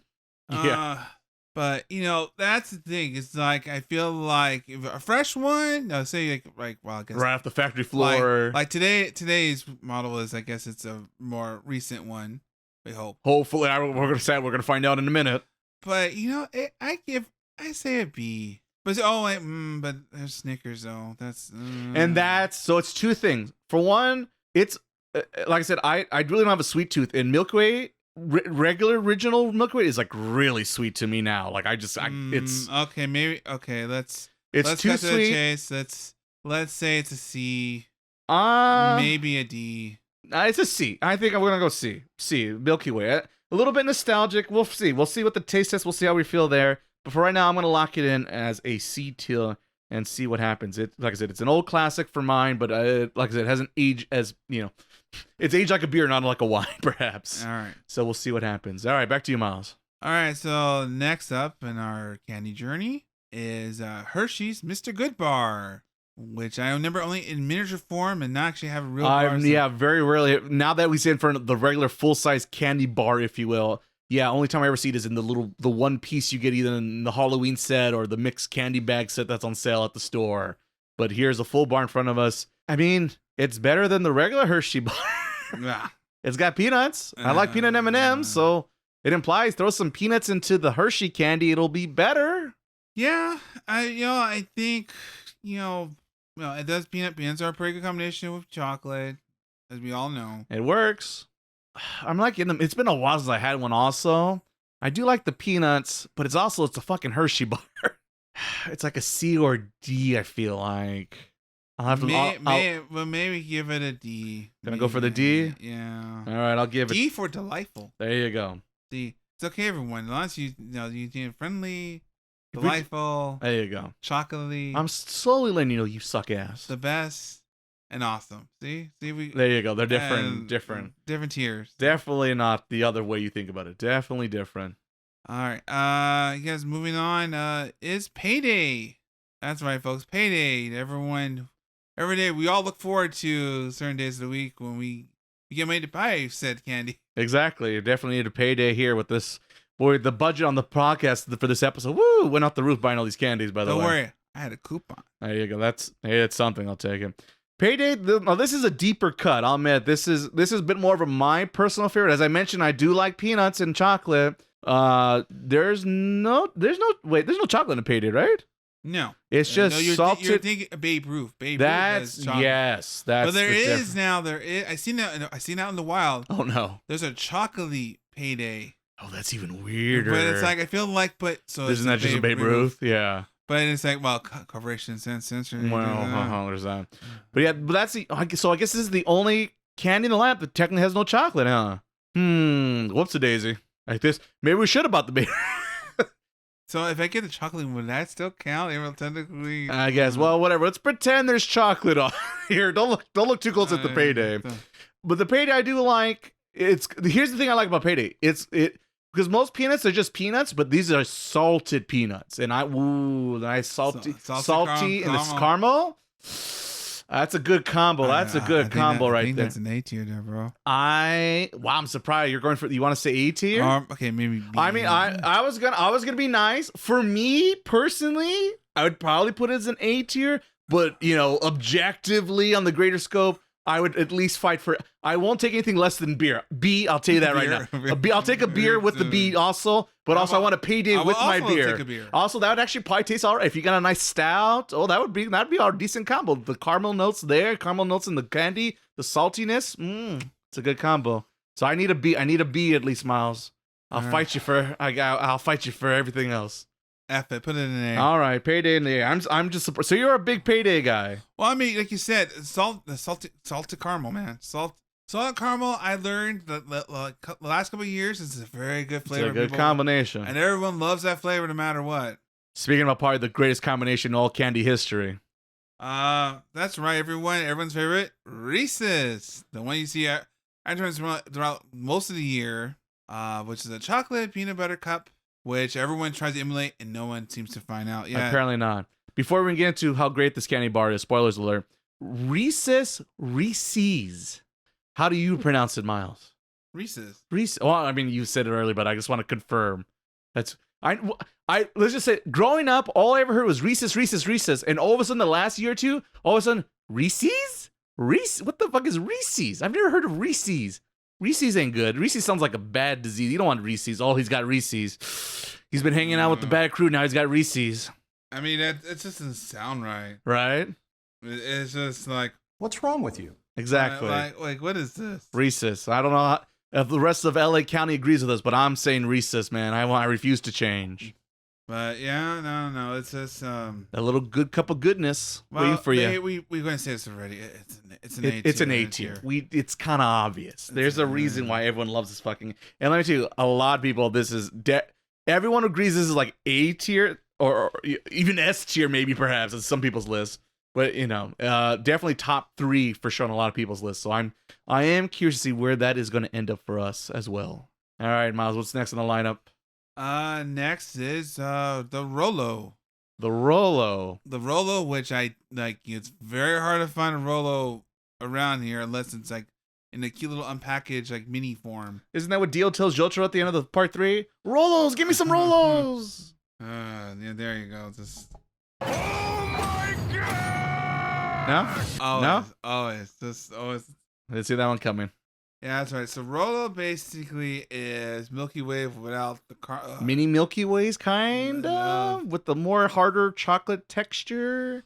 But I guess Rolos, for one, they're round. They're round. Yeah, they're like little. They're kind of like Reese's cups, kind of like mini cups. Yeah, I guess the mini Reese's cups, right? They're more like that. Yeah. But I feel like also you kind of get just because it feels like smaller than most of the candies you get. It does. Now that I look at all the big packaging and the font and lettering, like here's this little like they look like fucking. I was gonna say menthols. That's a different thing. Mentos, right? Yeah, Mentos. Yeah, there you go. Yeah, we want Mentos. That's also at the CVS. Gotta ask for that behind the counter, though. I think. Yeah, but yeah, I mean, it's solid, but like it's like anything caramel. It's that the age of it depends how good it is. Yeah, that's the thing. When those suck, they fucking suck. I would argue, on a worse day, those are even worse than a Milky Way. It's a close race to the bottom between those two on a bad day. I guess you're going to have to give it a D then. I was going to say D tier for me. It's like, I don't hate it, but it's definitely, once I've taken out the Reese's and all the other good ones, it's like, I guess there's some Rolos here. I guess I'll eat them. All right. Rolos, official D tier it is. All right.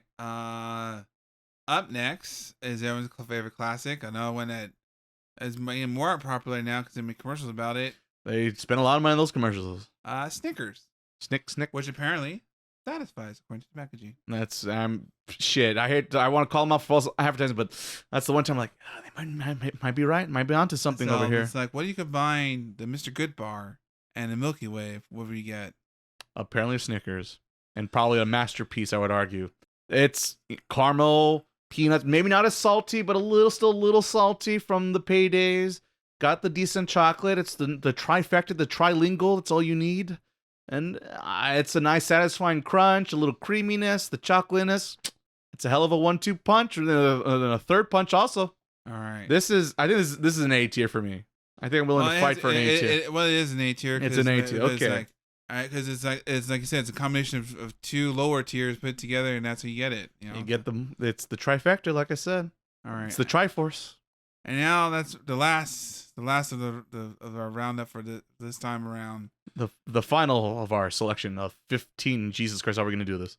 The Twix. What a Twix! What a Twix! I never saw it coming. So Twix, it's it's caramel again, but with a cookie center. There you go. It's a slight twist. Which and apparently everyone now is between left Twix and white Twix. The right and the left. Yeah, I don't know. That's that's their marketing campaign, which isn't as good as the Snickers one, apparently. But yeah, but the interesting is it's a very thinned candy bar versus very wide or little bars that you would get on the more traditional candies. It's you get 2 pieces. It's easily shareable. Kind of like the 1,000 gram, and it's it's a solid candy. It's probably, I'm thinking you're looking for me. That isn't Payday or Snickers. It's pretty good. I feel like we're in A or B territory with the Twix. The only downside with the Twix is that the caramel's old. That's the thing I'm realizing. I didn't think about it so much. When it's old caramel, fuck, it sucks. It's also just a rock, and you're losing teeth and everything else to go along with it. But I would argue, like you said earlier, let's say it's C. Oh, C? What do we got here? I mean, how are we doing our list for? Do we have a lot of people in the C? We should put it B. I feel like there's room for, we only got 1 in B, and that's the junior men's. Okay. And we got a couple C. We got a lot in A, apparently. Well, I mean, we have a couple basic bitches out here today. Wow, but there's a reason why some people are just the goats. Am I right? Yeah. It's not my fault. It's not our fault. There you go. All right. Twix going into the B category just to give something in the B category. Here's a fun note. 15 different candies. We had 5 categories to pick out of, and yet apparently we were so nice enough. No one ended up in the F tier. Wow. Because Hershey wasn't available for the fight. Cowards. There you go. It's like it couldn't show up. They didn't want to show up today. I guess before we move on here, Miles, what would you say? What should belong in the F tier that we didn't get a chance to rank today? An honorable mention for the F tier. Sneak away first. Poor F. I mean, that's Z tier. That's just bottom pit. It's like that fucking black licorice and the circus peanuts. I realized where's York? York. No one had York. Barely. I found Junior Mints on anyone's list. So York was even a more deeper cut. Those are pretty interchangeable. Yorks are easier to get out of the package. That's true. So that's debatable. I might prefer a York over Junior Mints, but they're pretty interchangeable if you ask me. It's minty and chocolatey. You can't go wrong, question mark. We'll see how wrong they can go. Oh. But those definitely, I think those are the ones we meant. Anything else on the F/Z tier?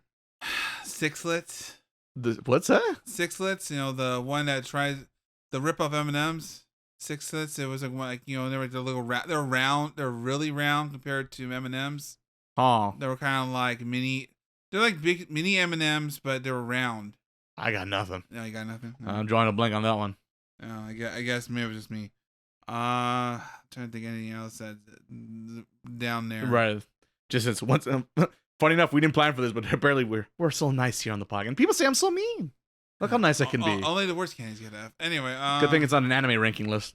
Oh yeah. And why is all everything? Why is Mouse Picks down here? Anyway. Why are they all idol shows? Let me see. I guess I'm drawing a blank. I have no idea. It's like it's been a while since I had a terrible one. Why would you buy more if you got it when you're a kid at Halloween? You'd be like, oh, spit it out, this and that. All right, Miles. I think it's time for the official ranking and taste test. So I will go with what I have listed first. So starting with the D tier, which will be Butterfinger, Crunch, Mr. Good Bar, and the Rolos. All right, I guess I'll move them. I guess you get The Crunch and Butterfinger.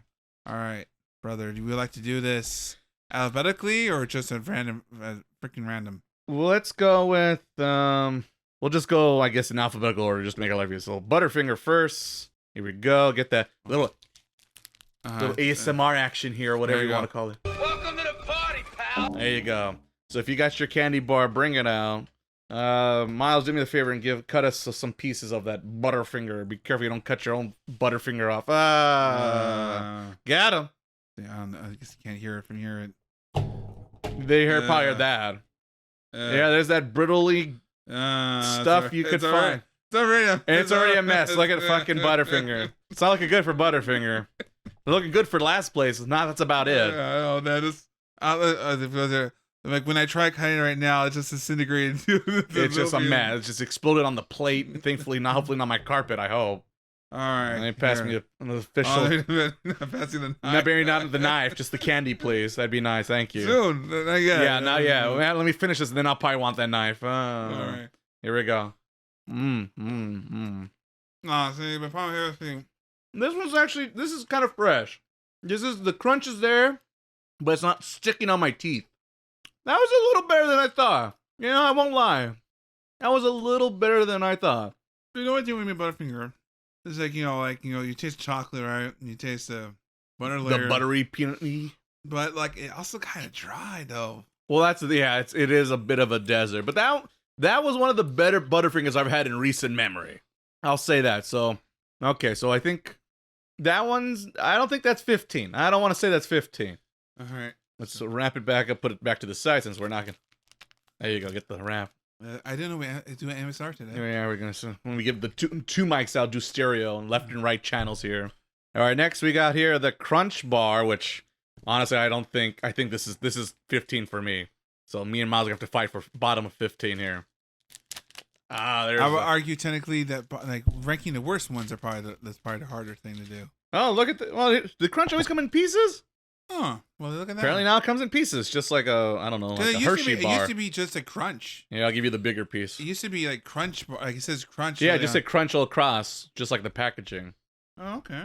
Got the bumpily wafer nonsense in the back. Here we go. It was fresh. A little crunch, a wafer. It was better than I thought, but I think I like the Butterfinger See, more. I do like you say crackle, right? Because crackle's like the obvious equivalent to this. Yeah, I guess so. This has feel like a lot more Rice Krispie. Yeah, you got the Rice Crispiness. Well, more. like the crackle one, like it's not as much as this one. It's like very like less. That's dense. true. That's true. It's once again, it's better than I thought. But like I said, I don't have candy bars, so I guess they give me any piece of candy brand, I'm sold now these days. But I like the buttery peanut butteriness of the Butterfinger a little bit. Just the crunch. It's just here's chocolate and here's some the Rice Crisp and call it a day. It's fine, but I think that's between those two. I'd rather have a Butterfinger. What do you say, Miles?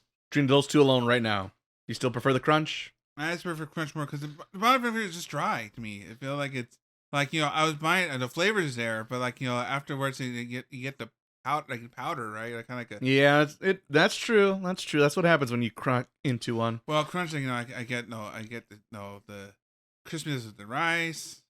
Chocolate's in there pretty good. It's okay. So good's a strong word for that chocolate. But I guess the more important thing is that there's a lot of the rice in it, so you get a good crunch wherever you get good decent crunch I guess out of it. All right. Well, we'll figure it out. Let's finish.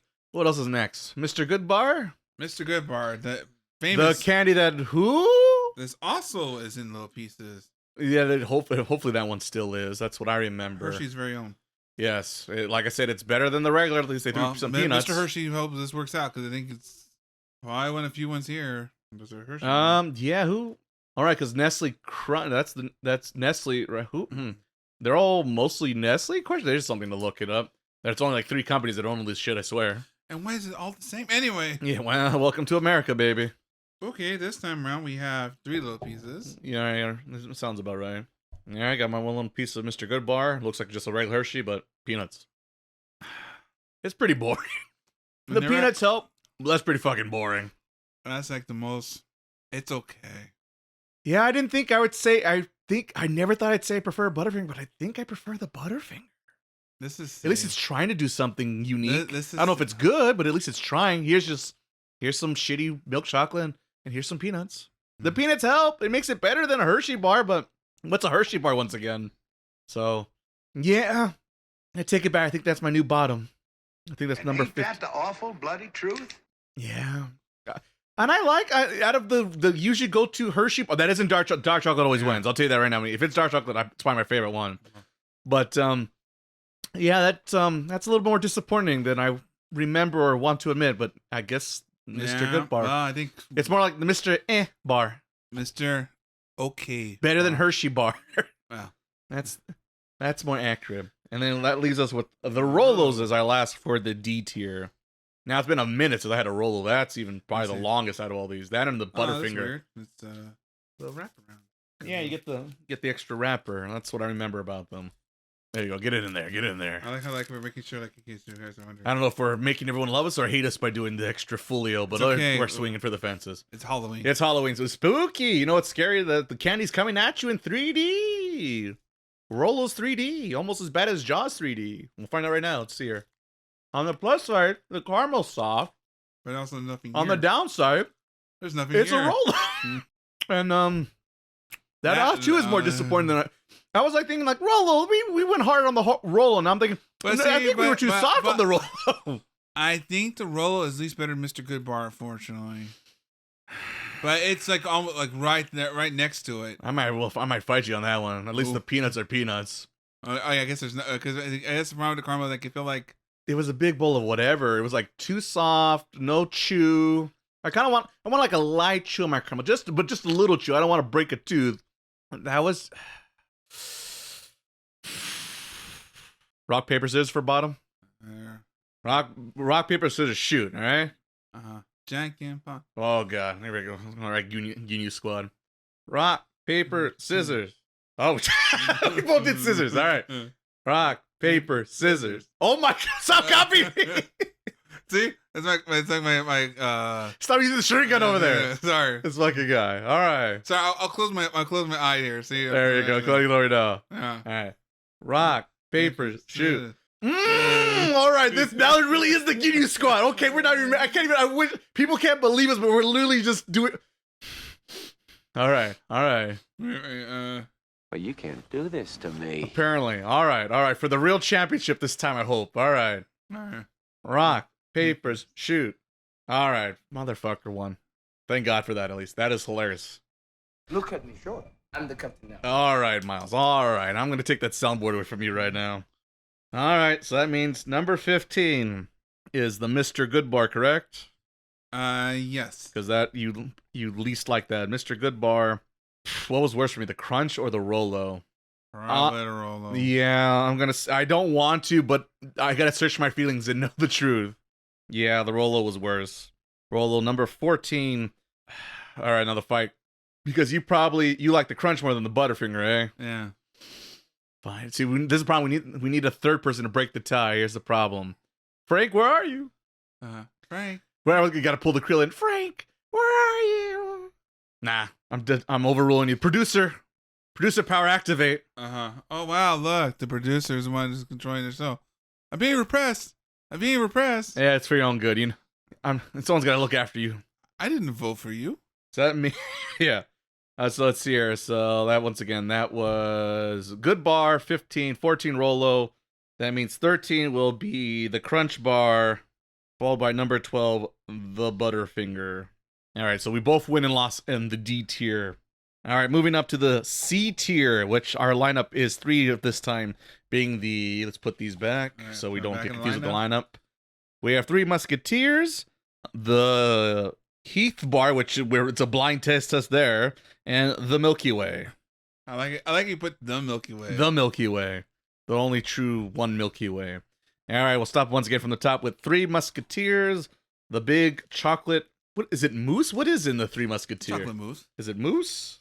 Fun fact: 3 Musketeers when it first came out was 3 different flavors. Oh, right. I don't know why, but I remember that fun And fact. yet chocolate- and it makes sense. And then chocolate won now. Because they had like strawberry, right? And strawberry, vanilla. it was and chocolate. I always call it Napoleon, but I know it's not Napoleon, but I'm going to keep calling it Napoleon. But I think chocolate won, and so it's just Now it's just, and probably it's cheaper. So they just. What? Are you telling me it's because of financial? And I made a mess. See, okay, I already hate this because trying to cut a piece of the Three Musketeers was a shit show here. That's like 3 points damage already. Already not looking good for the Three Musketeers. Here we go. It's like a cloud in your mouth. I don't know. I think I like clouds. A little worse than I would have thought originally.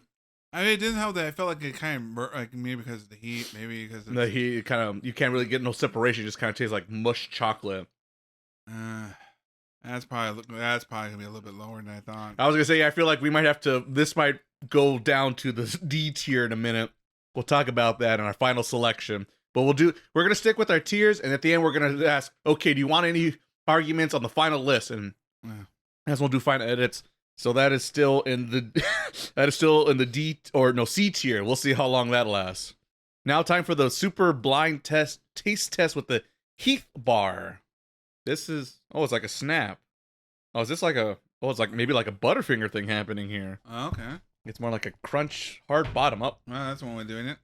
Oh, why is it still like a streak? It looks like yeah, it's like it's like a C's candy thing or something. Oh. That's what it looks like now that I get a closer look at it, because it's just chocolate covered in a like thin kind of. It looks like a wafer, but I don't think it's a wafer. Wait, I realize, aren't we missing a Kit Kat? We hid the Kit Kat. Miles, you're fired. One job. Wait, Kit Kat goes above. All right, so okay. Let's first do the Heath bar, then we'll have to slap in Kit Kat. All right. Oh god, that'll crunch. It's very toffee. Oh, it's toffee. It's not bad. That's not bad. The toffee, it's a little salty. It's one of those that, it depends. I don't like breaking a tooth, but sometimes I kind of want a little something remain on the tooth so I can snack on a little later, if you know. I think this is like a line in Scrubs. He says something like that. I ate that shit like 3 hours ago. And I still got some in the back of my mouth. Yeah, that's not bad. Maybe there's a reason. Hey, there must be a reason to everyone put this bar on the top their like top popular candies. I would eat that more than the Three Musketeers. I'll say that right now. All right, so it's looking good for Heath. Kit Kat, real quick. Where do we want to slap Kit Kat in the categories A, B, C, D? To me, Kit Kat. I want it to be a B. All right. Especially the Big Cat or. Yeah, I was gonna say if we had a different variant, I might fight for an A. But since it's old school traditional Kit Kat, B is good. B is good. And Japan loves Kit Kat. Honestly, sometimes I see those like snap box subscription things where you get all the weird flavors. I'm like, I just kind of want a Kit Kat subscription to all the weird Japanese flavors. All right, so we're moving on here. So we did the Heath bar. What is left? We have the Milky Way. Crack open that Milky Way. Use the knife there, Miles, with that caramely goodness question mark. We'll see how good that goodness is right now. There you go. Bring it up to the ears. Once again, I don't know if people are loving or hate us by doing that, but we're experimenting. Welcome to the first annual and maybe the last annual candy eating nonsense we're doing. Please subscribe. Well, like and subscribe to the podcast on iTunes, Spotify, Google Podcasts. And if you hate the podcast, send it to Miles. If you love the podcast, it was all my idea. There you go. All right, got my Milky Way. All right, let's nice and soft, potentially on the hand. Let's see if it falls through. Oh, is your piece not as good? My piece was pretty solid. Mine's a little chewy. I'd rather have it a little chewy than the opposite way, personally. Well, that's not bad. It's not bad. Now I'm trying to remember like, well, maybe I wasn't a total dipshit kid after all. Yeah. That was all right. Doesn't even my childhood I remember, very probably. I guess nostalgia, maybe the nostalgic taste buds is kicking in. What? You mean this is the whole not nostalgia podcast? I know, right? Nostalgia? Half the time we just talk about 90s and 2000s shit all the time. Who would have thought? That was not bad. If we're going by, let's see here. So, Three Musketeers, the Heath, and the Milky Way. What, Three Musketeers the bottom? Yeah, for now, Three Musketeers, which would make it number 11. Mm-hmm. Three Musketeers. And what are you feeling for either the Milky Way or the Heath? I said Milky Way number 10 and the Heath bar number 9. I'll give it to you for now, because the Heath has gained the extra bonus bump because it was a surprise for both of us. And yeah, that actually was pretty good. A little toffee, a little chocolate, a little salty. Look forward to your career. Great interest. Exactly. All right, so 10 gets the Milky Way, and number 9 is the Heath bar. The mystery is now revealed, and it's just toffee and chocolate. That works. All right. So now we're up to the B tier, which leaves us the Junior Mints, the Twix, and the new revealed Kit Kat, the OG Kit Kat. And let's start with the Junior Mints. There you go. Because I guess if the Halloween thing, you get like a little box of Junior Mints, right? Yeah, cute little box. Yeah. Maybe you get like 2 or 3 of them. Yeah, literally. There's more box than there's candy in that thing. Yeah, it's here. At least it's easy to Still share. not a Whoppers, huh? Sorry, just like one of those things like the Whopper. People, I don't know what it is, but no, I don't hate. You love the Whoppers. I'm indifferent about the Whoppers. Everyone hates the Whoppers. Cute little smiley faces. There you go. I hooked you up, Mal. I got you 2 Junior Mints. Make sure you don't drop this in anybody, because it'll be a pain. Yeah, but make sure you're not in the hospital. No surgeries happening around you, because that's going to be an awkward situation. I'm just gonna get those out. Also, pop culture reference. Already up a tier, perhaps. What? The promise of chocolate just disappears. Well, I promise. All you get is the mint's gooey minty. The mint's so strong, Which is, it's refreshing, but then there's no chocolate. See, but like it's just mint. Compared to honorable mention York, which is it's like here. a pepper, or it's just like a breath mint. No, York is not here, right? York at least is more. You got the chocolate. The chocolate is strong on that one. I mean, it's more. Here, just firm. Here, it's like it disappears. It's almost like it's like because M&Ms, we talk about the chocolate or the goodness inside the thing, right? But just like M&Ms, there's no flavor on the shell, and that's what's happening here. But the problem is the shell is the chocolate. It should have a flavor. Yeah, man, that's a little disappointing. That's probably down in the bottom. It's not looking good for the Junior Man. It's not looking good for the Junior Man. All right. It's so refreshing. Exactly. Not refreshing enough, apparently. So next, that would mean the Kit Kat we threw into this category. He threw in there. Like, oh, shoot. I realized a Kit Kat. I'm like, I like a Kit Kat. So we got to make sure it's in. Here it is, number 50. I was going to say, we should have done the number 1, 2, 3, 4, 5, 6, 7, 8, 9, 10, 11, 12, 13, 14. What the fuck? How did we still mess this up? Wait, 14. Oh, Heath Bar. Because the Heath Bar was on the side, so I miscounted. The Heath Bar already won already. Yeah, Heath Bar's looking good. Like I said, we'll do the revisions after we're officially with the rough draft. Right, for the peel. There it is. All right. Maybe not every time, Miles. Oh, okay. There you go. Probably Miles is gonna look for the Miles ASMR channel. Okay. I mean, I thought it was gonna break, but it wasn't. I just want to sleep and enjoy the chocolate so that you get Kit Kat. I like how I actually was doing the video, just kind of like just generically whispering. I'm doing the thing. I'm whispering, right? Oh, it's kind of melting already. Darn it. Uh-oh. So much for the melting hands. Oh, we got the double. We went for the double. Yeah, let's see here. Let's see if I still like a Kit Kat. That's a good crunch. I like me a Kit Kat. Oh, I like me a Kit Kat. I really like me a Kit Kat. Gooey, chocolatey, a little satisfied crunch with the wafers. I like the fact. Well, that's what I love about the Big Cat. The Big Cat, because they're big wafers, so you can like go by tiers of the and make that sucker last even longer. Well, I know this is going higher than I think it's gonna. That's good. Well, that's good. I think that this is A territory right here. But we'll stick with it. And I think that. And no, Twix. We still have the Twix left. Twix. So the Twix. You want to choose the right side or left side? I'll let you decide, brother. Okay, I think for the odds, we're just not going to keep moving forward. We're not. Yeah, I was saying we did the ASMR test. I think once again, the people will in the comments, and we'll know next year to really ham it up. But for now, we did a little bit of the tease, and we just break one of those bars. Okay, I actually did this shit. Oh, I was gonna say you tried to snap it on the mic, and nothing happened. I was gonna say maybe snapping the candy, but yeah, there was. Let's see. Okay, so it's more now. I look at it. It's funny this thing because as a kid, you put it in your mouth, you don't even look at it. But now I look at it all like, how much ratio is there to caramel to cookie and chocolate? There's more cookie than I thought. Also more up there. Mm. At least in the mid. The cookie's a little too soft. I'm kind of used to cookie giving me more of a crunch. Yeah, I was expecting the crunch earlier, to be honest. Yeah, that's what I'm saying. Exactly. We both wanted the crunch, and we the cookie's not as crispy as I'm used to. I'm saying snap at least, but it should be a crumble. Yeah, something. Crumble. Yeah, it's good, but I feel like I've had better Twix bars. I'll say that. All right, I think this has been an easy one. I think we agree on this. So, Junior Mints, yeah, Twix, Kit Kat. Yeah. Okay. So officially at number 8 at the moment. Once again, we're gonna and everyone's screaming at the headphones right now. We're gonna do some last edit at the last second. Junior Mints. Number 7, the Twix. And at number 6 at the moment is the Kit Kat. And damn, I like me a Kit Kat. Now we're up into the final tier, the A class tier, the almighty A. What about the S tier? And that was a double S tier. Well, And then you do A tier. there you go. And then I go beyond. Go beyond, So this leaves us with the 100 gram, which I don't know why it's still here.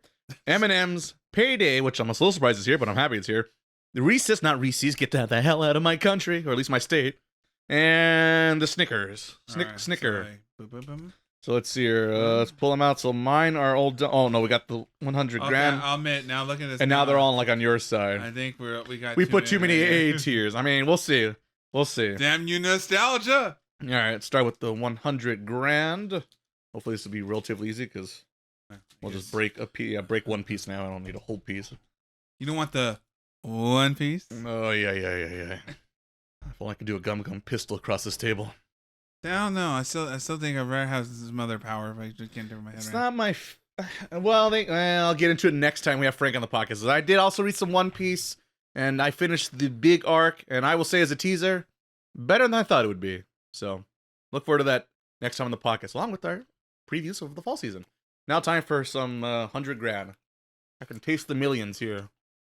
The wafer or the crisp helps, but it's a lot of caramel just chewing. It's a good chew on caramel at least. Okay, man, I made a mistake. There you go. We got that. Play the soundbite. I know. I've made a huge mistake. Yeah, no. I was right to fight you on this a little bit. All right. I should have fought harder, apparently. You know why? Because my Nostalgia? the kids don't go back to go back to nostalgia. You're disappointed sometimes. That was a little... Even I thought that was a little more disappointing than I thought it would be.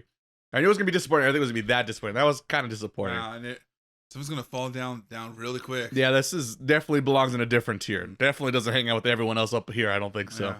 Yeah. How did you get past the crew? Yeah, pretty much. How'd you get this high? All right, moving on here. Hopefully not as disappointing. M&M's, I believe. And I was going to do the heavy lifting because all the candy bars are on your side. Here's how we're going to do this, I guess. I'll just give me one or two. Well, maybe don't drop it on the floor would be a good start. Hey, I got it. Shaky hands McGee here. It's all the sugar now. He's getting the shakes now over here, folks. I still got it. Yeah. Okay, I mean, now I can take on the world. All right, now the package pissed me off. And now man's losing to a bag of M&Ms. I got it. Attaboy. Everything's safe. Everything's fine. Turns out your arms haven't fallen off just yet, Miles. One or two of those bad guys. Oh, the red one does taste better. I'm joking. People are like, what? Oh, the red, that's when it gets real good. That's the problem with regular M&Ms. They're good, but they're just... Red M&Ms are good. But you need an ice cream. They're like a good topper. They're good topper. They're like what sprinkles should be. Sprinkles suck, by the way. Sprinkles suck. Fight me. Come fight me on Twitch and fight me. Keep those sprinkles. Give me some nuts. Give me some whipped cream. I'll take some M&Ms. I don't need your goddamn sprinkles. Save it for your unicorns. No. Not for your desserts. We don't have time for it. Let's move on. No. It's fine. That's another fight for another day. I feel like M&M should have been a B tier. I feel like it should have been a B tier. All right. I was too kind. What's next, Miles? The Payday. Thank goodness. I need something to break up the sweetness a little bit, and I think the salty peanuts on this guy will help my palate. Huh. But if you're already salty, does that really help you? There you go. Even more salty. Ooh, we can smell the salty peanuts, so that's always good. Yeah. Man. Got to chew, but not a huge chew. Looking at it right now, that all literally is like someone that got a lot. And that's what it is. Just a log of caramel and just slap some peanuts and call it a day. But honestly, that's not. For me, ever so slightly disappointing, but not by much. That was a little more satisfying. See, best thing about Payday is no chocolate. Yeah. So you can put in a car, not hot car, but right, and that's if you're in a bad situation, you don't want the chocolate, right? So then actually, beginning of Payday might be the right answer. Yeah, because there are moments out here out in the streets. Oh, it could get hot out here in LA, that's for sure. Thankfully, we're getting whole fingers crossed, cooler times with fall officially happening now. But yeah, maybe indeed. Yeah, that was all right. I think I got into that one a little bit more than the M&Ms. No, it wasn't really much salty to me, but maybe it wasn't. It was all right. It was the most salty we've had. That maybe wasn't the toffee. The toffee might have been a little saltier. Up next, we said earlier, Reese's. I don't know. I don't know who these people are. Bruh. What is I it? don't know. Like I said, I've never heard anyone ever saying it that way. In the last year or two, everyone here saying, "I'm like, what planet were you from?" Like the Bernstein Bears. Yeah. Putt putt. That's a very deep cut reference that only one or two people in the world are gonna get it, and one of them is sitting across from me in the room. I love that book. Indeed. Yeah, Reese's doesn't look super old, so that's a decent start. Always problem with Reese's though that it's very gooey in the bottom. Mm-hmm. No, it's always unless you It's put a it very thin chocolate But coating. now if you put it in the freezer though, you put it in I'm sorry, the freezer, the fridge for a bit because the freezer will be frozen. Well, I mean, depending if you want to lose But a tooth. you put it in the fridge for a bit. Done. That was good, but I feel like it was a little off for some reason. I don't know if it's just sitting out here too long or something. Or maybe my palate's just kind of shit after all these candies, which is a pretty good chance. Oh, man, kids, please brush your teeth after. Yes, definitely. It was a little disappointing. I know it could be better. I've had better Reese's than that, but it turns out it's human after all. I don't care. It's still Still number one for you? Still number one?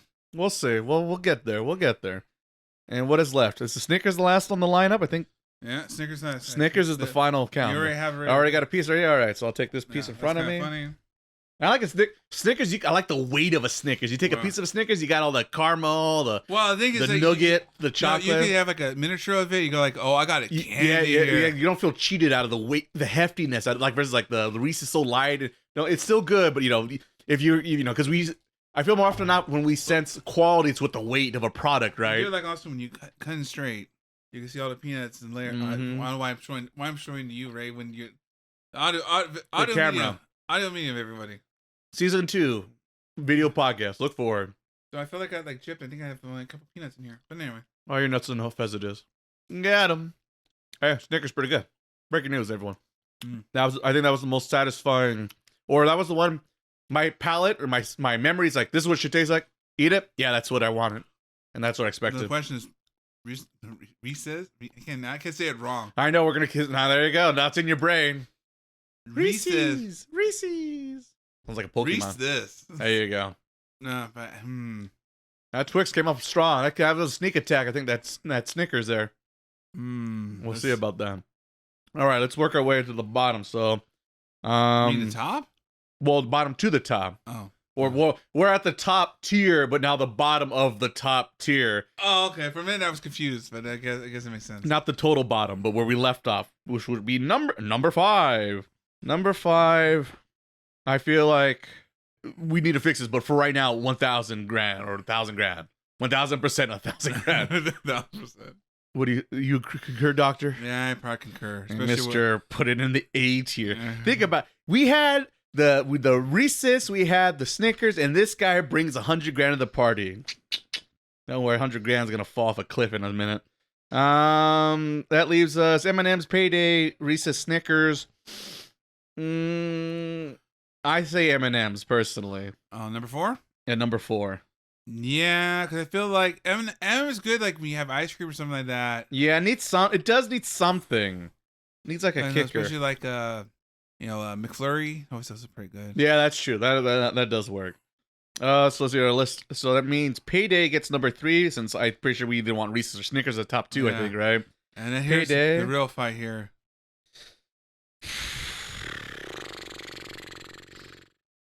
It depends, right? Because I mean, Reese's is just peanut butter, and Snickers has peanuts. You get the extra nougat. Nougat can be good. It can be bad. The extra gooey fluffiness with the caramel too.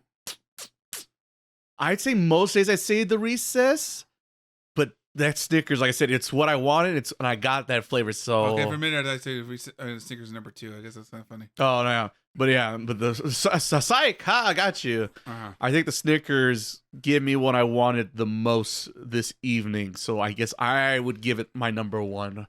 What say you, Miles? I'm going to have to concur with that. Oh shit!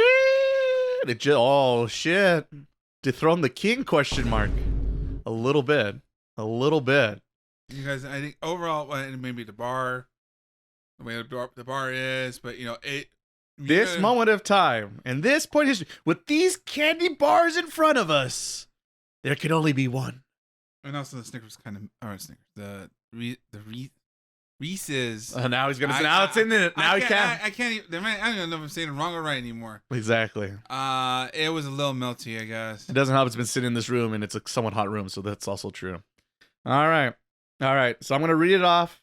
I'm gonna read the list off altogether, and then Miles, I'm gonna ask you, what do you think you want to change and manipulate? I didn't know one is good. There's a couple for sure. And I'll probably make an asterisk right here as I go down the list. So right now, with the rough draft, number 15, Mr. Goodbar. Number 14, the Rolo. Number 13, Crunch Bar. Number 12, Butterfinger. Number 11, Three Musketeers. Number 10, Milky Way. Number 9, The Heath. Number 8, Junior Mints. Number 7, Twix. Number 6, Kit Kat. Number 5, 1,000 gram. Number 4, M&M's. Number 3, Payday. Number 2, Reese's. And once again, the GOAT, the greatest of them all, the Snickers. I'm gonna say right now, Snickers stays. I just want to say we're not gonna change it. I think Snickers is still the best one we've had, unless you really want to come swinging. Can we agree on that? Yeah, we'll agree. All right, that's sticking there. I feel like let me ask you, Miles, which was the first one you wanna shuffle around here? Let's do the elephant in the room. The 100-gram bar should probably go down maybe 13. So let's see. You want to pump it down?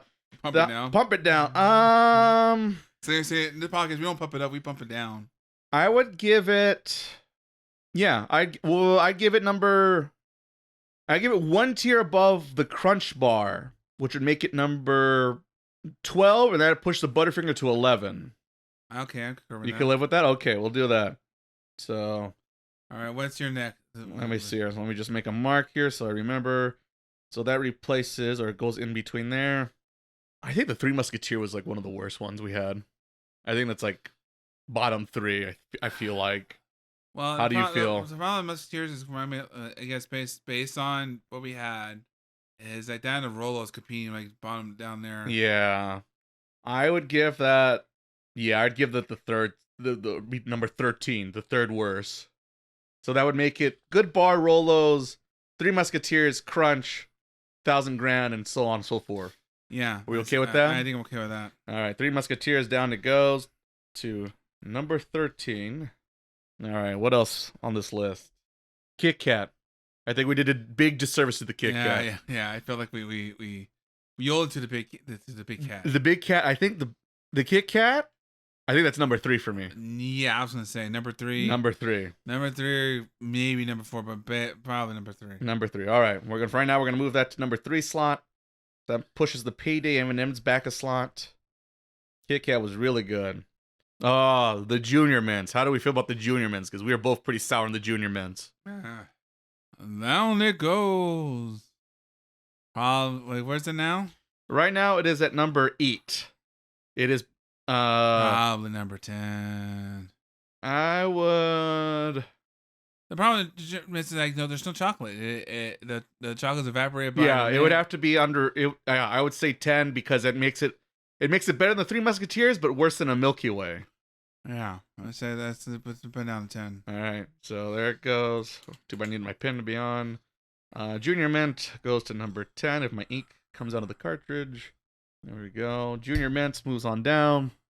How do you feel about the Heath Bar? Do we want to move up the Heath Bar? Are we okay with the Heath Bar? Heath at the moment. No, the Heath Bar. I should put it up. Where's it now? Right now, well, now the whole lineup changes. I guess it happens if you better friend of doing a digital versus a physical version. At the moment of the current original listing, it was at number 9, which made it. Well, let's see here. Now it's Milky Way, Heath, Twix, and then M&M's. And so on and so forth. Maybe we'll keep it the same. You okay where it's at? Yeah. I feel, because I probably still prefer Twix, not by much, but enough. Yeah, I'm okay where it's at. Anything else, Miles, on your memory I listed out? No, I think we finally got it? I think I have no objections here.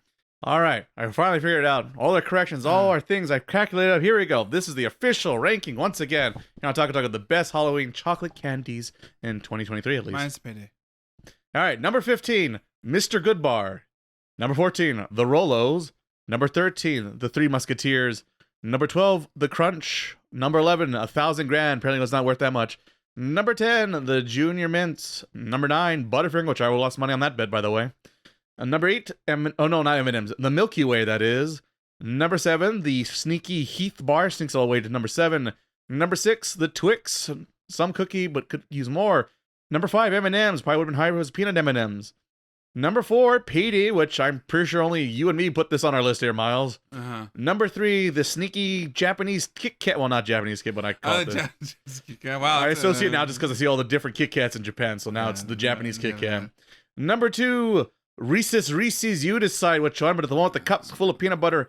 And number 1, the Snickers.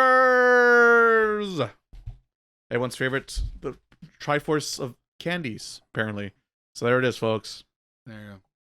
Once again, I would have lost money on the Butterfinger breaking through top 10, but there it is, and I'm glad I've changed Miles' way, because I feel like all the ones I complained about, we ain't basically got there. They end up where they belong, in jail, candy jail. Are you satisfied with your rankings? Good. I'm feeling pretty good about that. I'm feeling pretty good. I'm a little surprised on the Payday, but it's the weird one. Yes, and those chocolate. Yes, you could maybe disqualify that, but there's somewhere deep it wants the chocolate. Hopefully no one if we say Babe Ruth, can we just call it a Babe Ruth and save ourselves the hassle and the headache? So Payday / Babe Ruth, you decide if you want chocolate or not. Yeah, or chocolate Payday. There you go. Which I have not seen. I'm now curious to see what the difference, if any, between those two things are. So there you go, folks. Curious to hear everyone else's. Maybe let us know. Send us a thing on the Twitters or shout me out, find me on Twitch and whatnot. Let me know. What was I saying? Find me on Find Twitter. me. I dare you. That sounds more like good luck. It sounds like a threat. I don't know why. Find me on Twitch and I'll tell you your candy's profile stinks and your anime too. There you go. And then you can tell me I suck as a gamer and I'll be like, yeah, you're probably right. As I choke on some platform or something I was supposed to do and didn't do. Shame on me. Shame on me. Yeah, so that's it. I think we did it, Miles. I think we conquered the candy. Conquered the candy. We conquered the candy. Tune in next year. We might do fruit candy and nut candy. Yeah, all the sour, miscellaneous, non-chocolate. Also, out there, if you hate the MSR part, let us know too. So that way. What was that? The AMSR. Oh, the Amos. What would you say? AMSR? You know, add an extra letter in there? when I wrote AMSR. Hey, Amos. And welcome to the AMSR channel. It's me, Amos. I'm here to do the sounds. No. No? You don't want to like and subscribe to Amos's channel? No, I do not. Oh, come on. No. You're no fun. All right, so I guess that wraps up for this episode, I guess. Woo. Maybe quick shout outs or anything we were looking forward to between now and next episode, Miles. I'm looking forward to finishing Like a Dragon, Ishin. There you go. Hopefully. I guess Pokemon / Star Rail, because it depends how you look at it. Yeah, that was still weird. You tell me that. Maybe I want to get into some shenanigans. Some wonder there. Some wonder. It's a wonder, all right.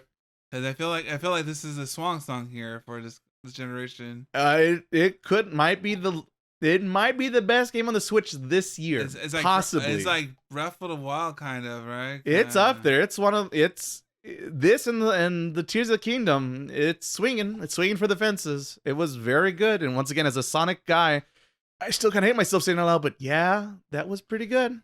That was pretty good. For myself, I look forward to me. I'm going to be streaming. I don't know if you know this or not, Miles, but I'm going to be streaming Alan Wake in the next coming days on the Twitches. So if you want to hang out with me there, it's a nice, chill, relaxing midnight channel vibes going on there.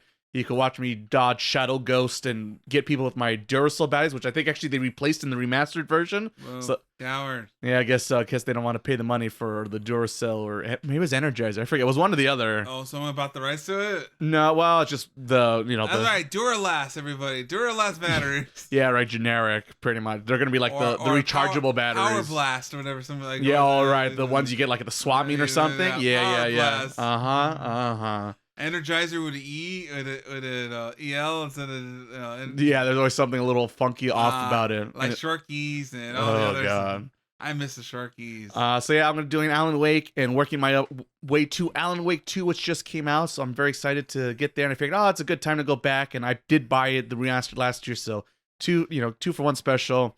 Yeah, I might be doing something else on Twitch. That's still up in the air. So stay tuned.